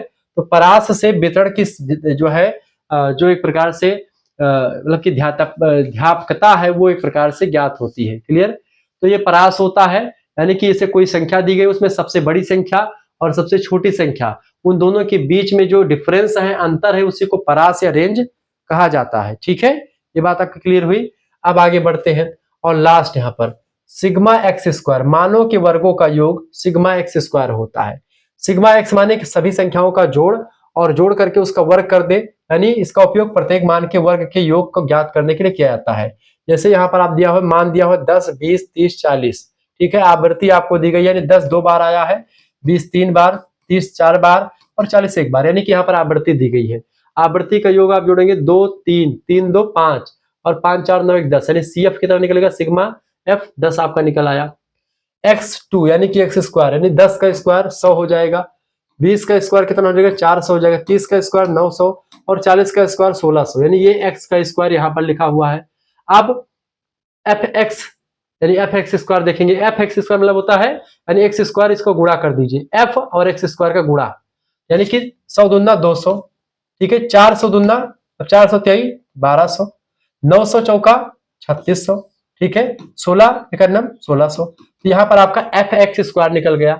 अब सूत्र यहाँ पर रख दीजिए, तो सिग्मा एक्स, सिग्मा अब यहाँ इतना निकल गया, अब सिग्मा एक्स स्क्वायर निकला है, सिग्मा एक्स स्क्वायर निकला है, सॉरी एफ एक्स स्क्वायर निकला, एफ यानी आवृत्ति और एक्स स्क्वायर निकला। अब अगर सिग्मा एक्स स्क्वायर निकालना है, यहाँ पर एक्स स्क्वायर को पूरा हम जोड़ देते हैं। अब जोड़ दीजिएगा अगर दोस्तों, वही आपका सिग्मा एफ एक्स, यानी कि इन सभी को जोड़ दीजिए, 6600 आपका आ जाएगा। ठीक है, यानी कि आपका देखें, जोड़िए, सबको जोड़ देंगे, आपका 6600 आ जाएगा, जोड़ करके देख लीजिए। तो सिग्मा एक्स स्क्वायर बराबर 6600। तो मानक विचलन एसडी निकालने में उपयोगी होता है आपका एक्स, मतलब सिग्मा एक्स स्क्वायर अगर निकाल लेते तो मानक विचलन बहुत आसानी से निकल आता है। क्लियर। तो ये आपकी पूरी चार्ट जो आप कभी नहीं समझ पाते हैं, जनरली जब मैं छोटा था तब भी मैं भी इसको नहीं समझ पाता था, बहुत कठिन लगता था, और जब भी ऐसा प्रश्न पूछाता था मैं इसको छोड़ देता था। लेकिन ऐसे प्रश्न को अगर आप हल करते परीक्षा में, 15 नंबर का 12 नंबर का प्रश्न आता है और इसको हल कर दीजिए, बस आराम से बैठिए, लिखने की झंझट से फुर्सत, आराम से। 12 नंबर का है तो अगर सही आपने किया है तो 12 का 12 नंबर मिल जाता है। बीए में जनरली आप कितना भी अच्छा लिखते हैं, आपको अगर 12 नंबर का प्रश्न है तो केवल अधिकतम 8 नंबर मिलते हैं, उससे ऊपर नहीं दिया जाएगा, ये नियम होता है। तो अगर आप सवाल हल करते तो सवाल हल करने में 100 to 100% एक्यूरेसी होती है, तो इसमें पूरा नंबर आपको दिया जाता है। इस तरीके से दोस्तों आपने तमाम सारी चीजों को समझ लिया। अब यहाँ पर फिर से एक सांख्यिकीय प्रतीक यहाँ पर दिए गए हैं, आप इनको नोट डाउन कर सकते हैं। नोट डाउन करने से पहले एक चीज आप ध्यान रखेंगे, आपको इसको नोट करने की कोई जरूरत नहीं है, आपको बस हमारे साथ जुड़ जाना है। आपको सभी सब्जेक्ट का नोट्स मिल जाएगा, सभी यूनिट का नोट 99 84 039 139 इस नंबर पर आप व्हाट्सएप पर एसएमएस कर दीजिएगा। अपना नाम, सभी यूनिट का नोट्स मिल जाएगा, अपना नाम, अपनी यूनिवर्सिटी का नाम, अपने सब्जेक्ट के नेम और आपके सेमेस्टर में अपने सेमेस्टर का नाम लेकर के भेज दीजिएगा। 5th सेमेस्टर की दोस्तों जो फीस रखी गई है मात्र 100 रुपए रखी गई है। अगर आपको व्हाट्सएप से जुड़ना है, आप स्क्रीन व्हाट्सएप पर एसएमएस करेंगे, आपके पास एक क्यूआर कोड भेजा जाएगा, उसी क्यूआर कोड पर आपको मात्र 100 रुपए भेज देने हैं। आपको 5th सेमेस्टर के सभी सब्जेक्ट का नोट्स मिल जाएगा। आपके 2 मेजर सब्जेक्ट हैं, एक मेजर सब्जेक्ट के 2 पेपर होते हैं, पेपर 1 प्लस पेपर 2। ठीक है, तो 2 पेपर की इनकी तैयारी, और दूसरा सब्जेक्ट का भी ऐसे पेपर 1 पेपर 2 होता है, यानी कि आपका 4 पेपर की तैयारी ये, प्लस में एक को करिकुलर होता है, analytic ability and digital awareness. Computer और रीजनिंग से प्रश्न आएंगे, बहुत कठिन है, उस चीज को मैं बहुत सारी बारीकी के साथ सरल भाषा में समझाऊंगा, वो आपका इसकी परीक्षा ऑब्जेक्टिव होती है, ध्यान दीजिएगा। कम से कम 10 प्रैक्टिस सेट आपको मिलेगा यहाँ पर आंसर शीट के साथ। पिछले कई वर्षों के क्वेश्चन पेपर को सोल्यूशन भी उसमें मैंने इंक्लूड किया हुआ है, तो आपको कहीं पर भटकने की जरूरत नहीं पड़ेगी, ना तो सीरीज लेने की कोई जरूरत पड़ेगी। यानी 5 सब्जेक्ट का आपको मात्र 100 रुपए फीस में दिया जाएगा। एक ऑफर आपके लिए दोस्तों, अगर आप 5वां सेमेस्टर और 6वां सेमेस्टर एक साथ जुड़ेंगे, वैसे तो दोनों की फीस 200 रुपए होती है दोस्तों, अगर देखा जाए, लेकिन 200 रुपए आपकी फीस नहीं लगेगी, क्योंकि आप अगर इकट्ठा फीस जमा करते हैं तो 50 रुपए की छूट अभी आपके लिए है। तुरंत जुड़ेंगे तो आपको मात्र 50 रुपए की छूट मिल जाएगी, यानी 150 रुपए फीस में आप पूरा 5th सेमेस्टर पढ़ेंगे और पूरा 6th सेमेस्टर भी आप पढ़ेंगे। 5वां सेमेस्टर और 6वां सेमेस्टर दोनों आप पढ़ेंगे मात्र और मात्र 150 रुपए फीस में। आप सीरीज खरीदते हैं, एक सब्जेक्ट की सीरीज 60 रुपए की आती है, 5 पेपर की आपकी सीरीज लेनी पड़ेगी, आपका 6×5 = 300 रुपए की सीरीज एक सेमेस्टर में आप खर्च करते हैं, 2 सेमेस्टर में 600 की सीरीज और 2 सेमेस्टर की मात्र और मात्र फीस 150 रुपए रखी गई, जिसमें आपको व्हाट्सएप ग्रुप और हमारे साथ आप जुड़ेंगे, आगे की क्या प्रोसेस है, बीए के बाद क्या करना क्या नहीं करना, सारी जानकारी, कोई भी इंफॉर्मेटिव चीजें वो सब आपको हमारे द्वारा मिलती रहती है। ये सब चीजें आपको मिल जाएगी। तुरंत एसएमएस करें इस नंबर पर 9984 039 139 पर, और सभी सब्जेक्ट का नोट्स मिलेगा, जियोग्राफी, पॉलिटी, हिंदी, हिस्ट्री, सभी का। सभी विश्वविद्यालय के बच्चे हमसे पढ़ते हैं, ये बात आप ध्यान रखेंगे। अब यहाँ पर अब ऑब्जेक्टिव प्रश्न मैंने आपको बताया था, तो ऑब्जेक्टिव प्रश्न भी यहाँ पर आपके लिए रख दिया गया दोस्तों। आप देखिएगा 20 ऑब्जेक्टिव प्रश्न यूनिट नंबर 1 के रखे गए हैं, ऐसे यूनिट नंबर 2, 3 सबके आपको मिल जाएंगे, ठीक है। अब यहाँ पर आप देखेंगे पहला प्रश्न, स्टैटिस्टिक्स शब्द किस भाषा से लिया गया है? तो ये लिया गया दोस्तों लैटिन भाषा के स्टेटस शब्द से। सांख्यिकी का प्रारंभिक संबंध किससे है? तो ये दोस्तों राज्य के कार्यों से है। राज्य में जनगणना, जनसंख्या की गिनती, इन्हीं सभी से रिलेटेड है, ठीक है। तीसरा प्रश्न है, आधुनिक सांख्यिकी के जनक किसे कहा जाता है? दोस्तों कहा जाता है जॉन ग्रांट को आधुनिक सांख्यिकी का जनक कहते हैं। भारत में सांख्यिकी के विकास से किसका नाम जुड़ा हुआ है? दोस्तों पीसी महाल नोबिस नाम के एक विद्वान है, उनका नाम जुड़ा हुआ है। पांचवा प्रश्न है, सांख्यिकी का मुख्य कार्य क्या है? सांख्यिकी का मुख्य कार्य है आंकड़ों का संग्रह करना, वर्गीकरण करना और विश्लेषण करना। बी ऑप्शन इसका करेक्ट आंसर हो जाएगा। छठा प्रश्न है, क्रॉक्सटन और काउडेन के अनुसार सांख्यिकी क्या है? इनके अनुसार सांख्यिकी दोस्तों संख्यात्मक तथ्यों का संग्रह, प्रस्तुतिकरण, विश्लेषण और व्याख्या का विज्ञान है। ऑप्शन नंबर इसका सी करेक्ट आंसर हो जाएगा। आप अगला प्रश्न आप देखेंगे, शिक्षा में सांख्यिकी का उपयोग किसके लिए, मतलब किस लिए किया जाता है? तो शिक्षा में सांख्यिकी का उपयोग दोस्तों अनुसंधान हेतु, मूल्यांकन हेतु, योजना के निर्माण हेतु, सभी के लिए किया जाता है। डी ऑप्शन इसका लगा देंगे ऊपर। तो सभी। सांख्यिकी की आवश्यकता क्यों होती है दोस्तों? सांख्यिकी की आवश्यकता तथ्यों को समझने के लिए, निर्णय लेने के लिए और योजना के निर्माण के लिए, सभी के लिए होती है। डी ऑप्शन ऊपर सभी इसका करेक्ट आंसर हो जाएगा। अगला क्वेश्चन से, सांख्यिकी का कौन सा प्रकार केवल उपलब्ध आंकड़ों का वर्णन करता है? सांख्यिकी का कौन सा प्रकार केवल उपलब्ध आंकड़ों का वर्णन करता है दोस्तों? तो है दोस्तों वर्णनात्मक सांख्यिकी, ठीक है। अगला है, नमूने के आधार पर निष्कर्ष निकालने वाली सांख्यिकी दोस्तों अनुमानात्मक सांख्यिकी के नाम से जानी जाती है। सांख्यिकी 2 प्रकार की होती है, वर्णनात्मक और अनुमानात्मक सांख्यिकी। अब अगले प्रश्न आपके 11 नंबर क्वेश्चन आप देखिए दोस्तों। 11 नंबर प्रश्न आपकी स्क्रीन पर आ चुका, फटाफट से आप देखेंगे। सिग्मा का अर्थ क्या है? सिग्मा को दोस्तों योग कहा है। सिग्मा मतलब होता है जोड़, योग। एन प्रतीक, कैपिटल एन प्रतीक किसे दर्शाता है? कैपिटल एन प्रतीक दोस्तों जनसंख्या, कुल जनसंख्या को दर्शाता है। अगला क्वेश्चन आप देखेंगे, प्रश्न है 13 नंबर, स्मॉल एन प्रतीक का प्रयोग किसके लिए होता है? स्मॉल एन का प्रतीक दोस्तों किसके लिए होता है? नमूना के लिए, सैंपलिंग के लिए। 14 नंबर, एक्स बार किसे प्रदर्शित करता है? तो एक्स बार दोस्तों माध्य को प्रदर्शित करता है, समानांतर माध्य को, ठीक है। अगला क्वेश्चन आपका आ चुका 15 नंबर, यफ, स्मॉल यफ प्रतीक का अर्थ कहता है फ्रीक्वेंसी यानी आवृत्ति को दिखाता है। B option. सांख्यिकी में प्रतिशत का प्रतीक क्या है? सांख्यिकी में प्रतिशत का प्रतीक दोस्तों परसेंटेज होता है, इस तरीके का चिन्ह इसमें, ठीक है, लगा रहता है। अगला क्वेश्चन आप देखेंगे 17 नंबर प्रश्न है, सांख्यिकी का कौन सा कार्य तथ्यों को समूहों में बांटता है? तो वो वर्गीकरण जो है तथ्यों को समूहों में बांटता है, वर्गीकरण। आंकड़ों के अर्थ को स्पष्ट करना क्या कहलाता है? इसी को दोस्तों व्याख्या करना कहते हैं, ठीक है। और 19 नंबर क्वेश्चन है आपका, प्रश्न है वर्णनात्मक सांख्यिकी का प्रमुख उद्देश्य क्या है? तो वर्णनात्मक सांख्यिकी का दोस्तों प्रमुख उद्देश्य है आंकड़ों का वर्णन करना। ऑप्शन नंबर इसका सी करेक्ट आंसर होगा। 20 नंबर प्रश्न है, सांख्यिकी में निर्णय लेने की प्रक्रिया किससे अधिक प्रभावी जो है बनती है? दोस्तों सांख्यिकी तथ्यों से प्रभावी बनती है। ऑप्शन नंबर इसका सी करेक्ट आंसर होगा। इस तरीके से आपने दोस्तों 20 ऑब्जेक्टिव प्रश्नों को समझ लिया, विस्तार से मैंने आपको बता दिया है। मिलते हैं फिर नेक्स्ट वीडियो में, तब तक के लिए जय हिंद, जय भारत। आप सभी का बहुत बहुत धन्यवाद। हमारे साथ जुड़ने के लिए इसी प्रकार से अपना प्यार दुलार बना रखें। बहुत बहुत धन्यवाद। वीडियो को लाइक और शेयर जरूर कर दीजिएगा। इसी प्रकार से इंफॉर्मेटिव वीडियो में लगातार आपके लिए लाता रहता हूं। सब कुछ आपने समझ लिया, मात्र और मात्र एक वीडियो में। एक चीज और ध्यान रखेंगे, यहाँ पर आप एक चीज फिर से रिकॉल कर लीजिएगा। अगर आपको हमारे साथ जुड़ना है तो आप जुड़ सकते हो। इन सभी का यानी सभी यूनिट का आपको पीडीएफ नोट्स मिलेगा, ठीक है। यूनिट नंबर 1, 2, 3, 4, 5, 6, 7, 8 यानी 8 यूनिट है, सभी का नोट्स मिलेगा। एसएमएस करिए 9984 039 139 इस नंबर पर आप व्हाट्सएप पर एसएमएस कर दीजिएगा, ठीक है। बहुत ही बारीकी के साथ आपको नोट्स यहाँ पर दिया जाएगा। तो ये कोर्स आपको वहां पर पीडीएफ नोट्स सब कुछ आपको तमाम सारे कोर्स मिलेंगे। अपना नाम, अपने यूनिवर्सिटी का नाम, अपने सब्जेक्ट के नेम और आपके सेमेस्टर, अपने सेमेस्टर का नाम लिख करके भेज दीजिएगा, ठीक है। फिफ्थ सेमेस्टर की फीस 100 रुपए, फिफ्थ एंड सिक्स दोनों सेमेस्टर की फीस मात्र 150 रुपए में ऑफर के हिसाब से चल रही है। वैसे 2 सेमेस्टर की फीस होती है आपकी 200 रुपए, लेकिन 150 रुपए। सभी विश्वविद्यालय के बच्चे पढ़ सकते हैं। दीनदयाल उपाध्याय गोरखपुर विश्वविद्यालय, वीर बहादुर सिंह पूर्वांचल विश्वविद्यालय, महात्मा गांधी काशी विद्यापीठ, राम मनोहर लोहिया विश्वविद्यालय, मां पाटेश्वरी बलरामपुर विश्वविद्यालय, सिद्धार्थ यूनिवर्सिटी के पेलोस्तु।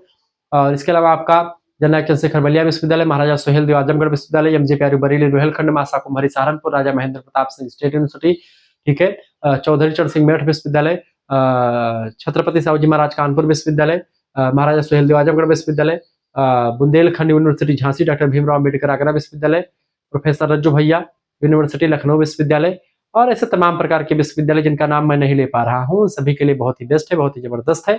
डॉक्टर भीमराव अम्बेडकर आगरा वगैरह सब सारे विश्वविद्यालय के बच्चे यहाँ पर पढ़ सकते हैं। तुरंत एसएमएस करें, देर ना करें, ठीक है। और सभी बच्चे यहाँ पर पढ़ सकते हैं, सभी बच्चे आराम से जान सकते हैं। धन्यवाद, मिलते हैं फिर नेक्स्ट। बहुत बहुत धन्यवाद आप सभी का।